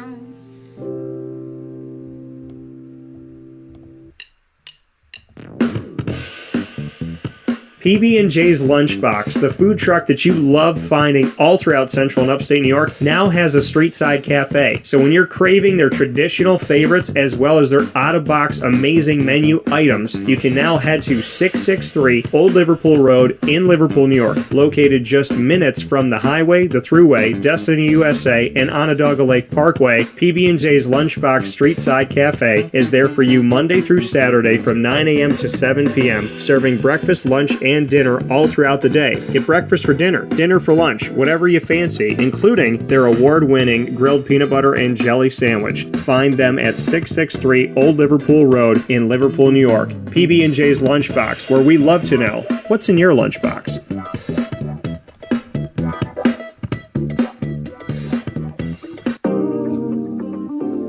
As a patient, what do we want? To be cared for, to be listened to, and to have someone walk us through the process on our path to victory. Victory Sports Medicine and Orthopedics does all of those things beautifully, with Dr. Mark Petropoli leading the team on 791 West Genesee Street in Skaneateles, New York, located minutes from beautiful Skaneateles Lake. Whatever your injury may be from head to toe, preventative care, rehab, physical therapy, laser therapy, and surgery are all available at Victory Sports Medicine and Orthopedics, where they care about us, they listen to us, and they understand that everyone's path to victory is a little bit different. Let them help you on yours by calling 315-685-7544 to make your appointment today. That's 315-685-7544. And find out more information at victorysportsmedicine.com.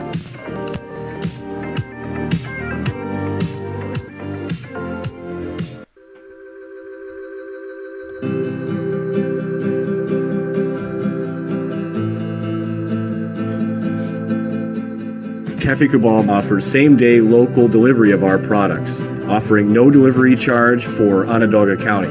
Shop cafekubal.com for fresh roasted coffee beans, cold brew, travel mugs, and all your essential Cafe Kubal needs.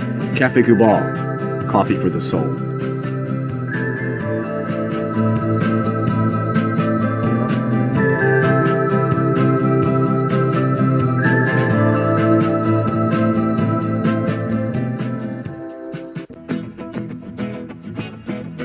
This is Amy from Mother's Cupboard, home of the whole frittata. We are open daily 6 a.m. to 1:30 p.m. For takeout orders, call 315-432-0942 and tune in to Wake Up Call with Dan Tortora for our monthly food challenge and try our Wake Up Call signature menu item available 7 days a week. Here at Mother's Cupboard, we are Central New York, and it's our honor to serve you. Ma and Pa's Kettle Corn and Popcorn Factory remind us that every day is worth celebrating. Find them at 201 Old 7th North Street in Liverpool, New York. Open Monday through Saturday in-store and all the time online at maandpaspopcorn.com. Serving our Central New York community and beyond. You can order all throughout the country at maandpaspopcorn.com. And remember to get your tins, which have in-store half-price refills forever. Ma and Pa's Kettle Corn and Popcorn Factory, available to you for fundraising and all of your events by calling 315-450-6272. That's 315-450-6272. Ma and Pa's Kettle Corn and Popcorn Factory. How corny are you?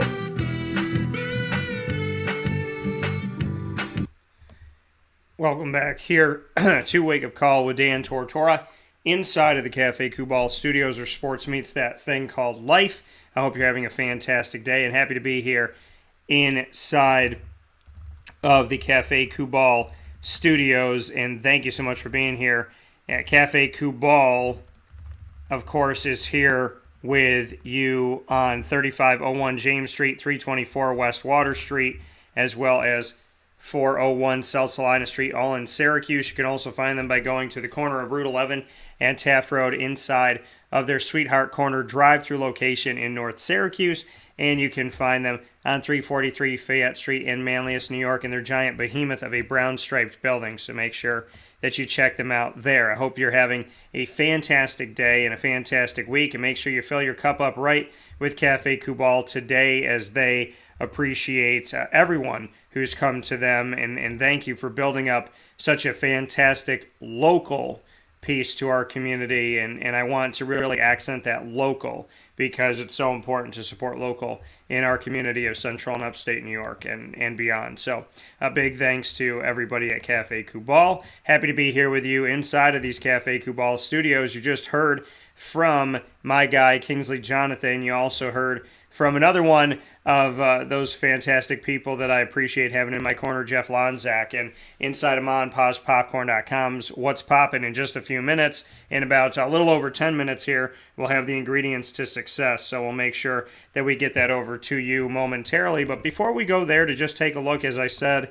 later on this week, I'll have the opportunity to be rejoined by Dave Paziak, and the NBA playoffs have moved forward here into the game ones of their next series, as teams are in the semifinals for the Eastern Conference and semifinals for the Western Conference. So we'll take a look at what's going on there as we look around the sports world. And as it stands right now, taking a peek at the playoffs here in the semifinals, looking at the fact that Philadelphia in Miami. And Miami, the number 1 seed, winning 106-92. And then Phoenix, the number 1 seed over Dallas, 121-114. Both of them leading the series 1-0. So starting things off there and seeing here on Monday, May 2nd, how those shook out. Milwaukee as well, leading the series on Boston after a 101-89 home win. Golden State winning by a point over Memphis to lead their series. And Golden State is actually on the road at Memphis, believe it or not. I know a lot of people see Golden State, think they're the number 1 seed or in the top. They're not. They're actually the road team. Memphis is the number 2 seed. Phoenix, the 1 in the West. Golden State 117-116 there. So tonight we have games on Tuesday, May 3rd. We'll be able to see Milwaukee at Boston in Game 2. And then from there, and also another note there, Boston, right, having Milwaukee be the road team, even though Milwaukee is thought by some to be the top team. So we'll get to see Milwaukee at Boston and Golden State at Memphis. And then we'll see this Wednesday the Sixers at the Heat for Game 2 and Dallas at Phoenix for Game 2 as well. So getting to see the NBA as we get closer and closer here as these series have just started. But, you know, some of these wins squeaking out and other ones of these wins coming to you in a big-time way as teams are trying to make an early statement here. We go to the other side of things with the NHL and take a look at the hockey world that we're currently living in, and we see the fact that Carolina took that 5-1 win over the Boston Bruins, the Carolina Hurricanes winning there to take a series lead 1-0. The Maple Leafs over the Lightning 5-0 gives Toronto a 1-0 lead. The Blues over the Wild 4-0 gives St. Louis a 1-0 lead. And the Kings over the Oilers 4-3 gives the LA Kings a 1-0 advantage here. So we saw 3 blowouts in 4 games here in the Stanley Cup playoffs, and to start things off, which has made things very, very interesting early on here. And here on Tuesday, May 3rd, we will have the opportunity to see the Penguins and the Rangers start off their series, the Capitals and the Panthers, the Predators, and as of May, inside of the NHL playoffs. So excited to see that, and obviously very much looking forward to it. To go back to the world of collegiate athletics, you know, we're looking at the fact that this transfer portal continues to rear it has, I don't want to say rear its ugly head. It has its positives to get out of a bad situation, but it also has the other side of it. And, you know, the free agency side of it. So Baylor Shireman, that was with the Jackrabbits of South Dakota, has now committed to Creighton today. He is a Nebraska native. It chose the Blue Jays over Nebraska, Clemson, Arkansas, and Duke. So how about that for Creighton getting a dub here? They get Shireman, a Nebraska native, from Nebraska, from Clemson, from Arkansas, and Duke all vying for him. Shireman said, I decided to commit to Creighton because I really like how they play. They are an unselfish team who really share the ball, and that's what I'm used to, and I enjoy playing that way. They also let their guys play free and loose, and I feel like I play my best in that type of system. They have a great group of guys coming back that are very talented and know how to play the right way, and I think us together can do something special. Also, the opportunity to come home was an offer I couldn't resist, end quote. So the Blue Jays, great stuff here to see them. And mind you here, the Creighton Blue Jays are in Omaha, Nebraska. So even though he didn't choose the Nebraska Cornhuskers, he is still coming home. So a great victory, right, because Nebraska is in the Big Ten, and then you have Creighton in the Big East. Big East, fantastic for basketball on the men's and women's side. But to see him return home and not choose the team that, you know, obviously people associate with the state of Nebraska, being Nebraska, for him to choose Creighton, another team here in Nebraska that has done a lot of good things in their history. So I love seeing this, and I'm excited for Creighton. But, you know, again, like I said, the transfer portal in the background of all this rearing its ugly head. And one of the guys brought up here a lot was Jordan Addison. And Jordan Addison being the Pitt receiver, and the rumors and different things that have come up here and different pieces that we have seen with this. Now, the reality that teams can tamper and teams can get involved and whatnot. Now, I'm very, I'm leery of the transfer portal because of what NIL does with this, right?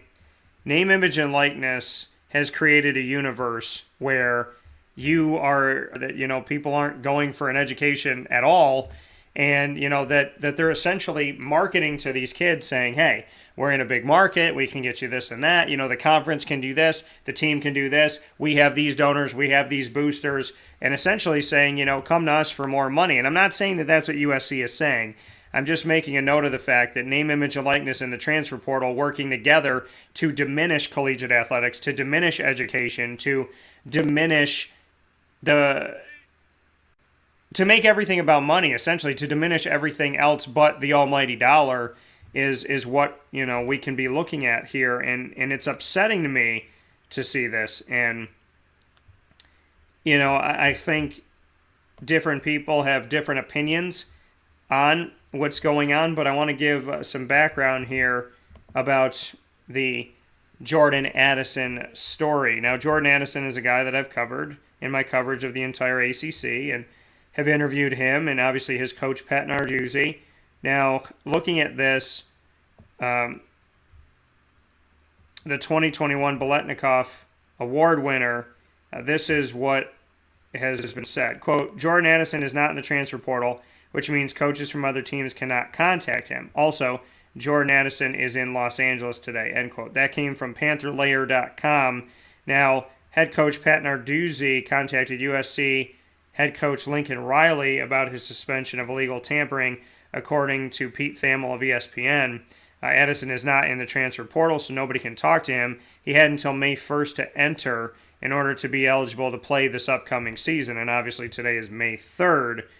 Pete Thamel said, quote, this is a really fascinating situation that suddenly thrust itself to the forefront of being the biggest story in all of college football. Jordan Addison won the Biletnikoff Award last year. He was a first-team All-American. The Pitt football staff has essentially accused USC of tampering in the situation. They feel strongly that USC is a possible destination. It's to the point where Pitt coach Pat Narduzzi multiple times called USC coach Lincoln Riley yesterday and had some pointed conversations with him to express his displeasure. I really think we may look back on this as something in college football that's a bit of a pivot point. You have one of the most established stars in the sport who will find out in the next 18 hours whether or not he could go on the open market, end quote. So Jordan Addison coming off a season with 100 receptions, 1,593 yards, and 17 touchdowns. So, obviously an incredible season, but I can't help but feel like if USC indeed tampered, or if anybody were to tamper in these situations, this is NFL free agency. I mean, this is no longer college football if this is how we're looking at this. I mean, this to me is NFL free agency in every stretch of the imagination. And if that's the case, then, the collegiate model that I already said was under attack is even more so under attack. I also want to make note of the fact that I was listening to a show yesterday, the day before, that said, no, it was yesterday, that made the statement of, did anybody really see how bad this could get? Did anybody really know about name, image, and likeness and the transfer portal being this much of an issue, this much of a problem, this chaotic? And I raised my hand and I was like, yeah, I did. And you guys know it, can attest to this. Every man, woman, and child that's listened to Wake Up Call since NIL started and since the transfer portal conversation started, so over a year, I would imagine, here on the broadcast that we've talked about this. I mean, I have been adamant about the fact that there is no check and balance to the NCAA in general. And with no check and balance to the NCAA over decades upon decades upon decades upon decades, there's also no check and balance when it comes to NIL and to the transfer portal, fitting with that argument. And on top of all of that, not only is there no check and balance to it, but there's no rules, there's no regulations, there's nothing that's concrete. There's nothing that Syracuse, USC, North Carolina, Duke, Florida, Florida State, Nebraska, Montana have to abide by, right? And the thing that really caught me, and I'm pretty sure as of the last time that I saw it, the thing that really caught me was there were 9 states that had approved to have name, image, and likeness be essentially ratified, right, in their state, that the schools within their state could utilize this, the colleges and universities. 9 states. There's 50 states in our country. 9 of them, at the time that I was looking at all this, said that they would approve of having name, image, and likeness. 9 of 50. 9 of 50, folks. 9. That's 18% of the country. 18% of America said, we're okay with name, image, and likeness. And the other states were still trying to figure it out, still trying to understand it, still trying to put legislation together. Then the NCAA says, okay, you know what? Regardless of your state that your college or university is in, you have to allow this. You have to allow name, image, and likeness. So my question comes to you is, do states have rights anymore? When a state chooses to do something that another state may not choose to do, and the NCAA overrules everybody, first and foremost, is that legal? Can Congress get involved?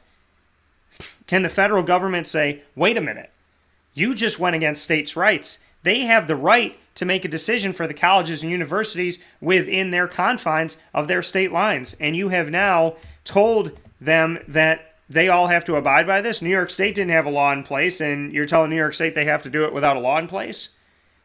So to me, it's like, yeah, a few of these states said, let's go forward and let's do this. And then a bunch of these states said, hey, let's figure this out. Hey, we have questions. Or maybe just outright, we don't want to do it. 41 states did not say yes. And the NCAA said, well, y'all got to say yes this year. Well, y'all got to let it happen this season. Well, once you open Pandora's box, you can't close it again. Once you allow people to transfer within conference without any penalties, anywhere in the country and play immediately, when you allow that first-time transfer to play immediately with no restrictions whatsoever, you can't take that back.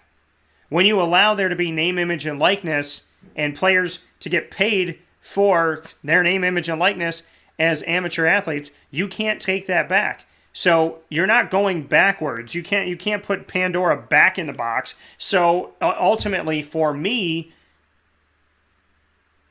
how does anybody go on any type of broadcast and say that who would have saw this coming? I saw this coming. Anybody with half a brain would have saw this coming. You have the majority of the states not agreeing to anything. Every state being forced to do it, whether or not they agree with it. There's no regulations. There's no rules. It is the Wild, Wild West. People saying that they're stunned that name, image, and likeness is out of hand, that's irrational. That's illogical. That shows a lack of intelligence. It shows a lack of research. To think that people thought the transfer portal was just going to correct itself and make sense, that's illogical. That's irrational. That's a lack of intelligence. This is to me, this was one of the easiest things to see in sports, that you have put yourself in a position to struggle. You put yourself in a position to not be able to reel it back in. You put yourself in a situation to be in this world where no rules, no regulations. How are you going to put rules and regulations on something that doesn't have rules and regulations? And will every state listen to it? And if every state doesn't abide by the rules and regulations, are you going to force them, like you just did, to have to deal with it even when they don't want to? What if one of the states says no? What if half the states say no? Then what's going to happen? California essentially forced the hand by saying, we're going to do this name, image, and likeness thing. We're going to let athletes make money. They forced the rest of the country. They forced the NCAA to go to a decision because California said, we're going to do it no matter what. We're going to do it no matter what anybody else thinks, which would give USC, UCLA, Cal, it would give all these teams an unfair advantage. So giving all of these teams this unfair advantage forces the hand of the NCAA, forces the hand of other colleges and universities, forces the hand of other states because they want to remain competitive. It's not that California did the right thing. It was that California did something that forced everybody else to have to react whether or not they wanted to. And I don't think that that was fair for the state of California, or for any state for that matter, to make a decision for the rest of the country.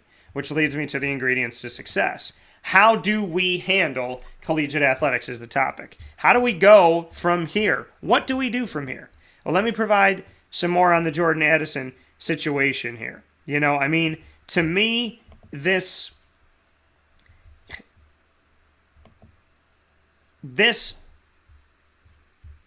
essentially, like I said, has become free agency. Now, Jordan Addison has just finished up his sophomore season. And we are where we are right now. May 1st has passed. And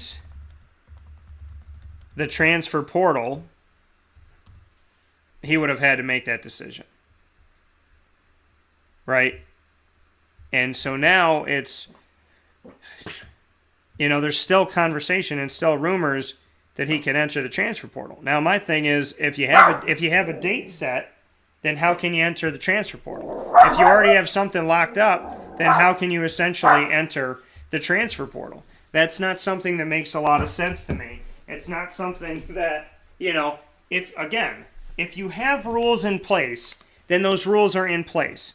If that is your rule, then that is your rule. If that is what you're stating, then that is what you're stating. You can't have this world where it's, we have these rules, but they're loose. We have this rule, but you can't run a household with loose rules. You can't, you can try, but your kids aren't going to listen to you. They're going to do whatever the heck they want to do. And I'm a firm believer in that they will do exactly whatever they want to do. If you run a household where you say, here are the rules. If you break them, nothing's going to happen. If you tamper with them, nothing's going to happen. If you change them, nothing's going to happen. Then why even have rules? Why even have a set of anything, in my opinion? That's how I look at things. Because we live in a world where there needs to be rules, right? There needs to be regulations. We may not always agree with them all, but there needs to be rules and regulations because we have to have a system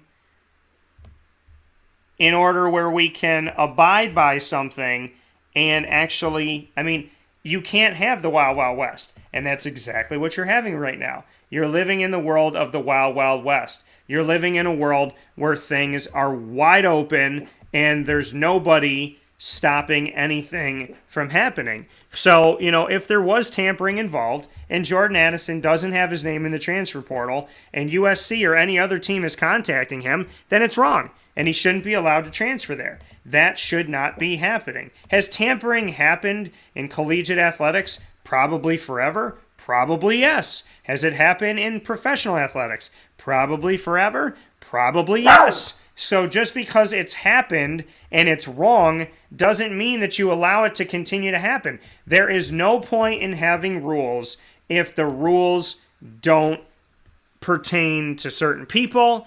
If there's no repercussions to breaking the rules, there's no point in having these rules. So, again, if you're just tuning in, the ingredients to success is the topic of conversation for today is the transfer portal and name, image, and likeness.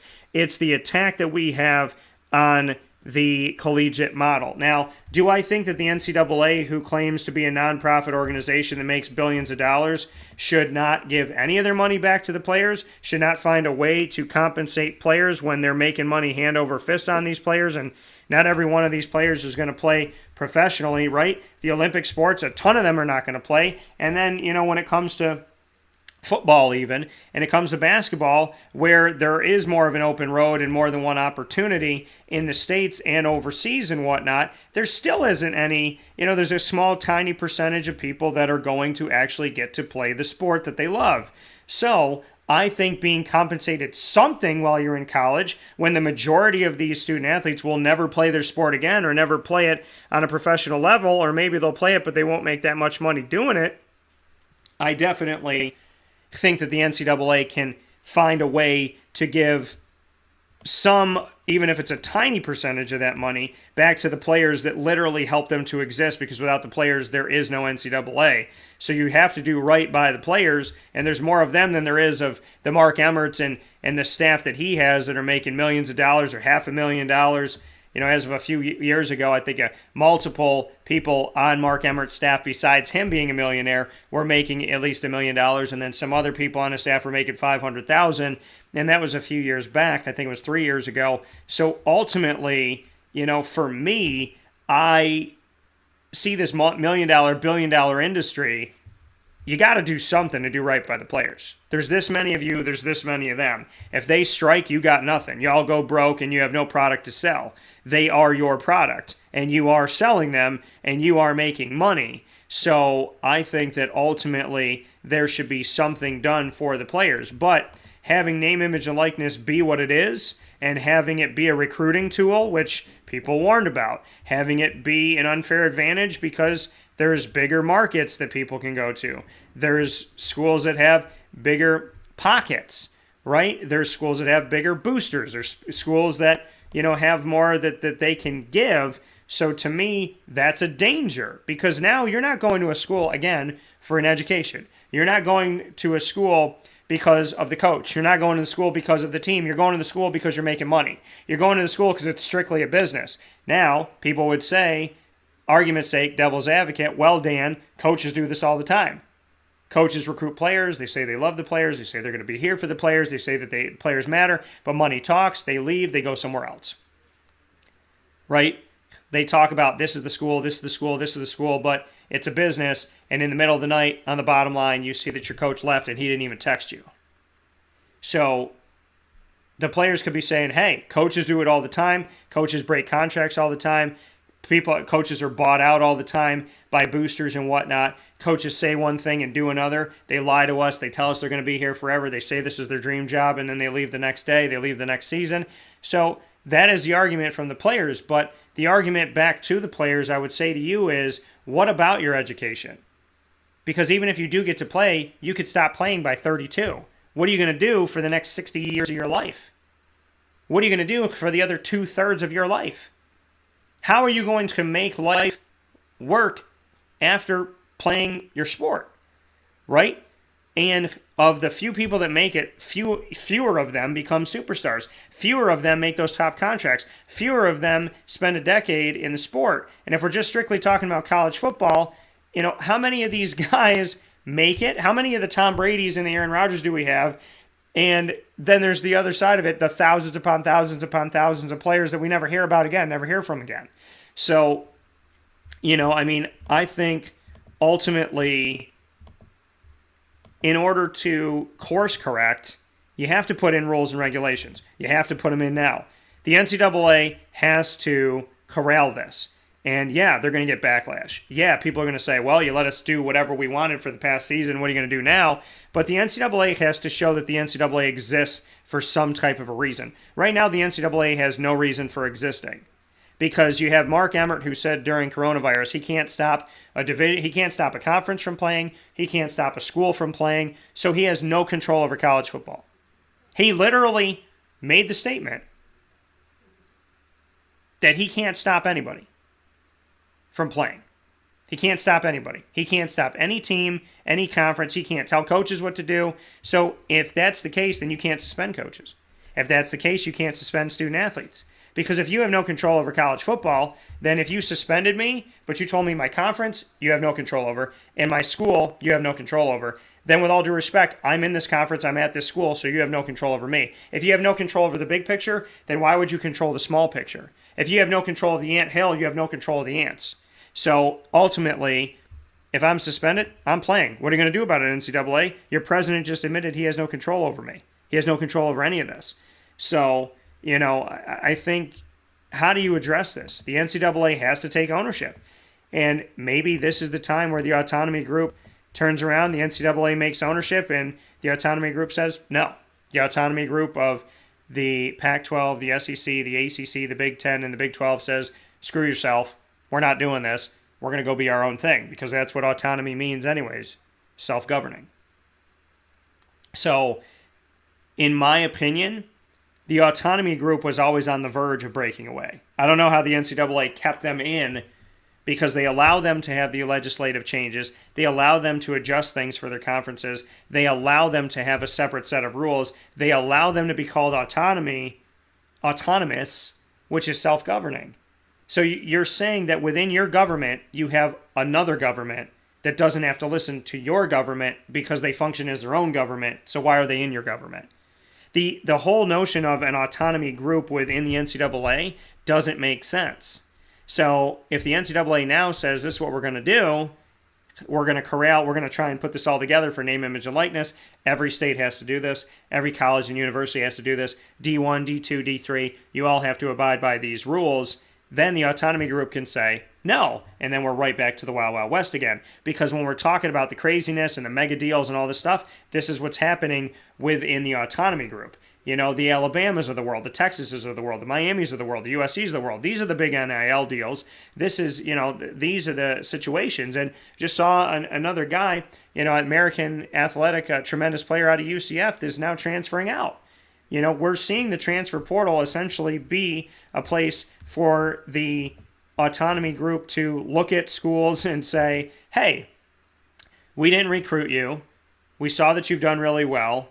We messed up. Would you like to come play for us?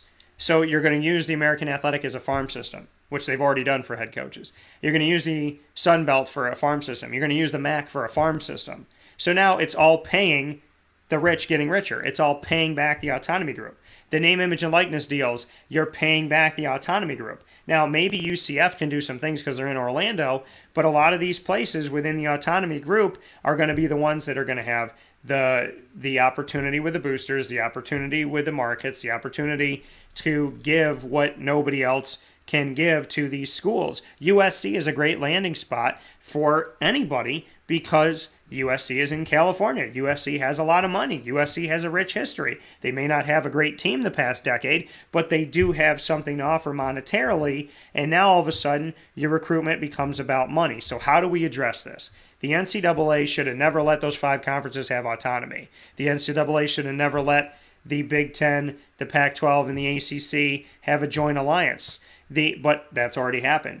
The NCAA should have never let name, image, and likeness come out without rules and regulations. But that has happened. The NCAA should have never had the transfer portal come out like this, but they're trying to save sports within a pandemic. But they let that happen. So ultimately, the NCAA has put themselves in this situation, and I told you about 4 or 5 years ago, I said within the next 5 to 10 years, the NCAA is in trouble. Within the next 5 to 10 years, I said this 4 or 5 years ago, so we're right at that window. I said within 5 to 10 years, the NCAA will not exist the way that we have known it to be if they end up existing at all.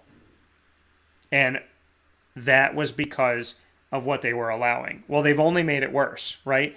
They punish different schools, different punishments for the same crime. Kentucky gets a different punishment than Syracuse, right? For infractions. UConn gets a different punishment than North Carolina. Different schools get different punishments. St. Bonaventure gets a different punishment than Kansas, right? So there's different things happening to different coaches. There's different things happening to different schools. There's different things happening to different conferences.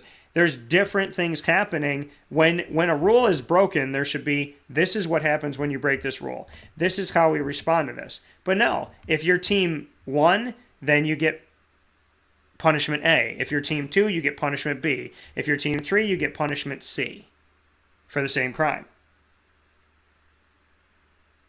You know, or some of those teams get no punishment.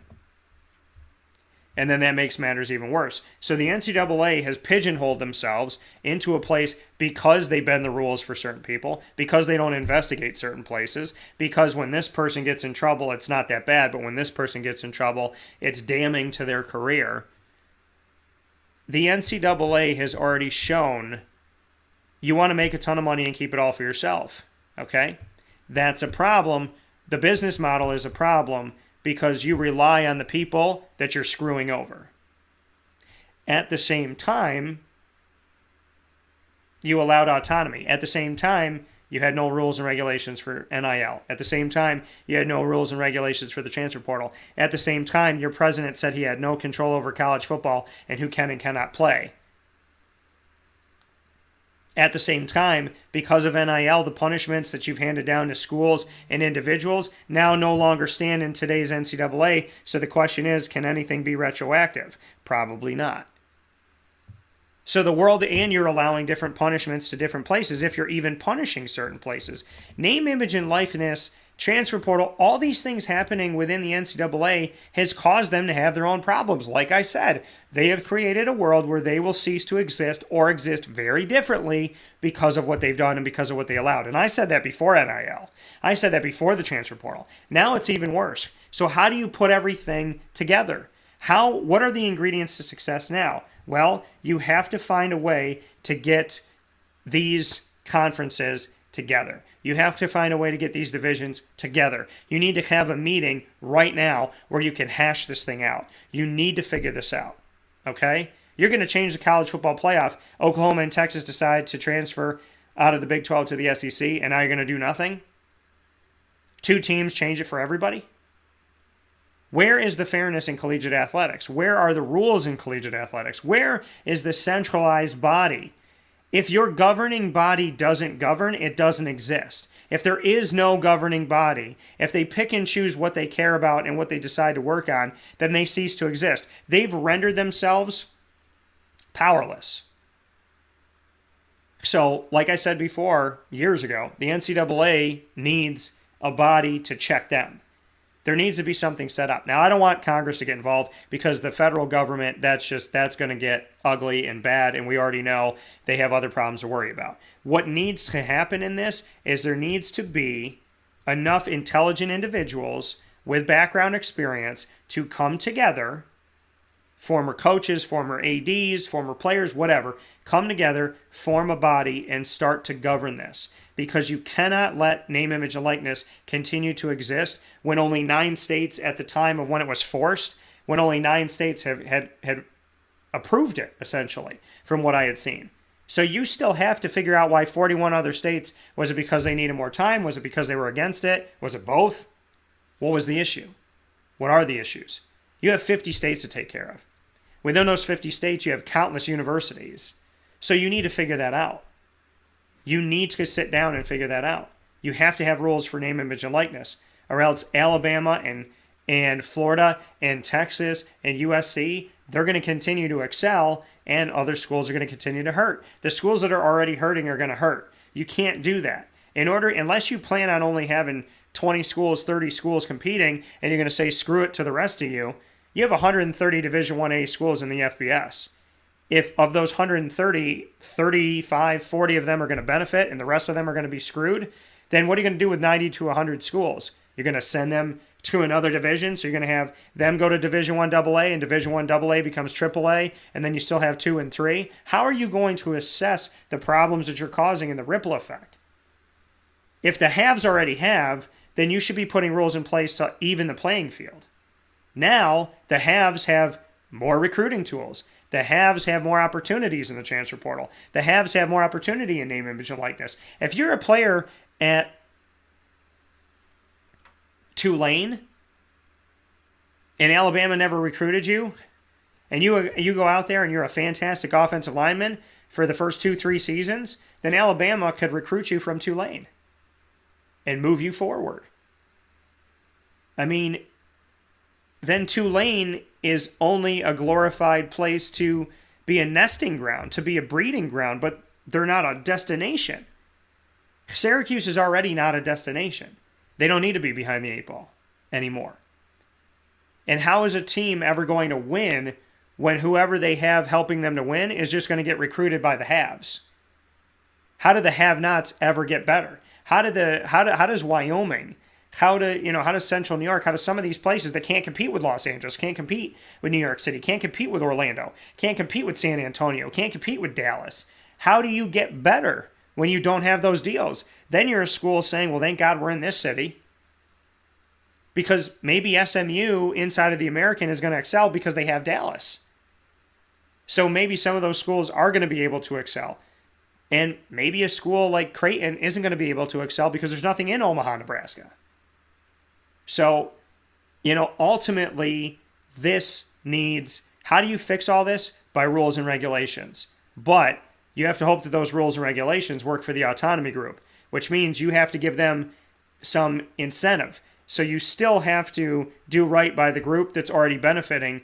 And just like a politician that owes something to somebody when they're running, how do you get them into power and know that they're going to take care of the have-nots when they still owe somebody something? The NCAA, no matter what they do now, they still have to take care of the autonomy group because the autonomy group can leave. So no matter what they do, they still have to pay back the people that are the problem. And I'm not trying to knock the ACC, the SEC, the Big 10, the Big 12, or the Pac-12. They were smart to do what they did to become the autonomy group. But they know that they're in a place of power right now. And the other conferences know that they're not. And in order to make this thing fair, you have to have rules and regulations. And if your rules and regulations have to have a separate rules and regulations for your autonomy group so you don't piss them off because they're your bread and butter, then how are you ever going to get better when you're always paying back the people that already have the benefit? That's the issue. It's an issue with America in general, it's an issue with the world, and it's an issue with collegiate athletics. And it's going to take a lot to unpack, but shame on the NCAA for letting this happen with no rules and regulations to take care of it initially. You, again, have put yourself in a bad situation. You've backed yourself up against the wall. You don't have many options, and ultimately, you still may owe the people that already have everything that they need and more. So NCAA, you're on the clock. Do something and stop sitting there. And Mark Emmert, if you're a president that says you don't have any authority, well, then why do you have a paycheck?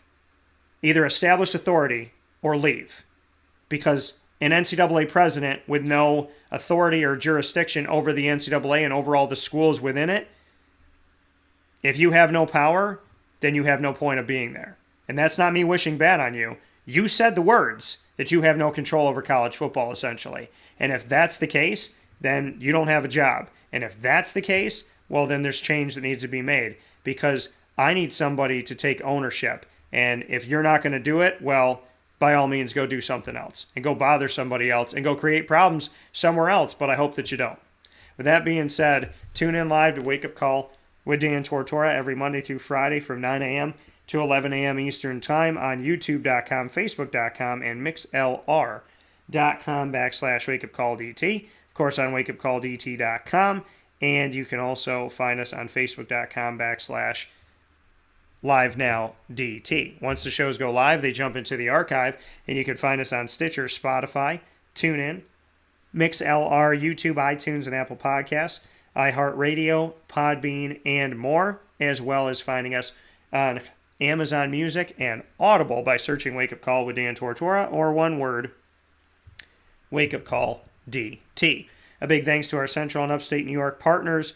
Want to show you all a lot of love, and thanks you to Cafe Kubal, Carvel DeWitt, the Wildcat Sports Pub, PB&J's Lunchbox, Canine Camp Dog Daycare, Avicolli's, MonPazPopcorn.com, where you can order from them anywhere in the country, Canine Campground Dog Boarding, Honda City of Liverpool, Pizza Man, Millhouse Market, Victory Sports Medicine and Orthopedics, Chick-fil-A Cicero and Chick-fil-A Clay, and of course, Mother's Cupboard, which we have two awesome specials coming up for you this month here in May with our food challenges at Mother's Cupboard with some two very, very cool special guests that I can't wait to share with you. With that being said, we're also the proud exclusive multimedia marketing partner of your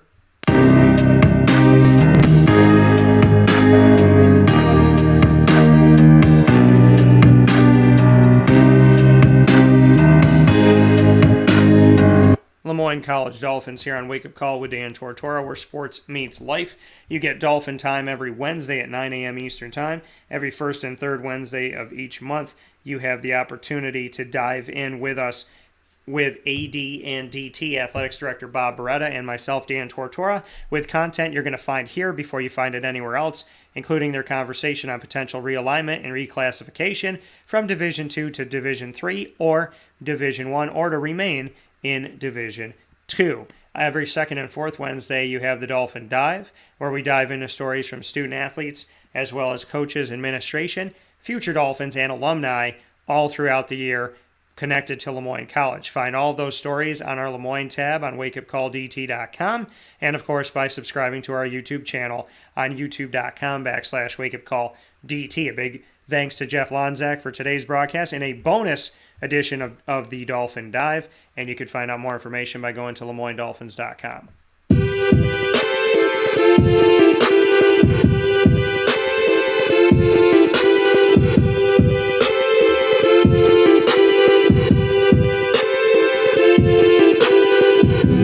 Wake Up Call with Dan Tortora is also the proud multimedia marketing partner exclusively of your Marywood University Pacers. It is Pacer Pride every Friday at 10:30 a.m. Eastern Time. To bring us into the weekend, we have stories with administration, student athletes, and coaches connected with Marywood University and your Pacers. Make sure you check out the Marywood Pacers all throughout the year on Wake Up Call with Dan Tortora with unprecedented content and a spotlight that Marywood University has never experienced before. We have gotten to tell tremendous stories, and we've had bonus opportunities like our Marywood Takeover this week to start off the week with Executive Director of Athletics Pat Murphy, as well as a very successful coaching duo of John Butash with Marywood Softball, as well as Jason Thiel of the Marywood baseball team. You can get all of these stories by going to our Marywood tab on wakeupcalldt.com, by subscribing to our YouTube channel on youtube.com/wakeupcalldt, and of course get more information at marywoodpacers.com.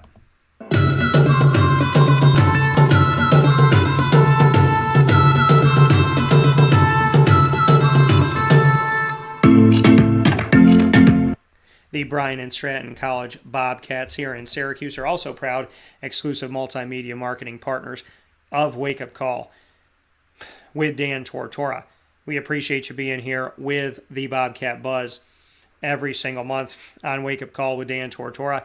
Always thankful to have the Bobcats here on the broadcast, and we have been able to do so many things, giving you the exclusive on the heels of his decision to step down from the program that he created, Dan Frasina at PB&J's Lunchbox, the exclusive hiring of Clay Gagan-Sherman that we did at Mother's Cupboard, of him moving from women's basketball to become the men's basketball head coach, the Tay Baker exclusive of him becoming the women's basketball head coach after spending time as an assistant coach for women's basketball at Bryan and Stratton College of Syracuse, and before that as a student athlete on the men's basketball team at Bryan and Stratton College of Syracuse. And you've gotten uninterrupted coverage that you've never had before with Nick Dmitrievsky, the AD, national champion and men's soccer head coach at Bryan and Stratton College of Syracuse, as well as national champion assistant AD and women's soccer head coach Alex Grigorita in our sit-down with Bryan and Stratton, and of course our roundtable discussion that included all these gentlemen and Sean Peak. So many great things have come up with the Bobcat Buzz in just a few months of working together, and plenty more is to come in our exclusive multimedia marketing partnership. Check out the BSC SYR tab on wakeupcalldt.com, and of course subscribe to us on youtube.com/wakeupcalldt for all of our Bryan and Stratton College content. And for more information, go to syracuse.bscbobcats.com. With that being said, here on Wake Up Call with Dan Tortora from inside of the Cafe Kubal studios, I want to thank you for being a part of the show. As I bid you adieu for today, find us on Facebook at Wake Up Call DT, Twitter at Call DT, and Instagram at WakeUpCall_DT. Of course, a big thanks once again to Jeff Lonczak, my guest, LeMoyne men's tennis and women's tennis head coach. Of course, Kingsley Jonathan on the heels of signing with the Buffalo Bills. And a big thanks to Avicolli's for the ingredients to success. Head out to Avicolli's all throughout the month, every Tuesday through Sunday for lunch, dinner, and drinks. Of course, drink responsibly. You can get in touch with them at myavicollis.com. You can also go to 315-622-5100 for takeout, delivery, and catering calls. That's 315-622-5100. And you can come see us with our Liverpool Athletics sit-down broadcast every month, as well as come and hang out with your family, go on a date, and bring your friends as well as your team to hang out at Avicolli's on the pizza side, the fine dining side, or in their bar area. And with the nice weather, the opening of their outdoor patio on the corner of Route 57 and Wetzel Road in Liverpool, New York, minutes from Liverpool High School. So big thanks to Avicolli's. In the meantime, as always, God bless, no stress, do your best. Wake Up Call with Dan Tortora is always here for you, and we look forward to talking with you on social media at WakeUpCallDT, Twitter at CallDT, and Instagram at WakeUpCall_DT. Have a great day, and we'll talk soon.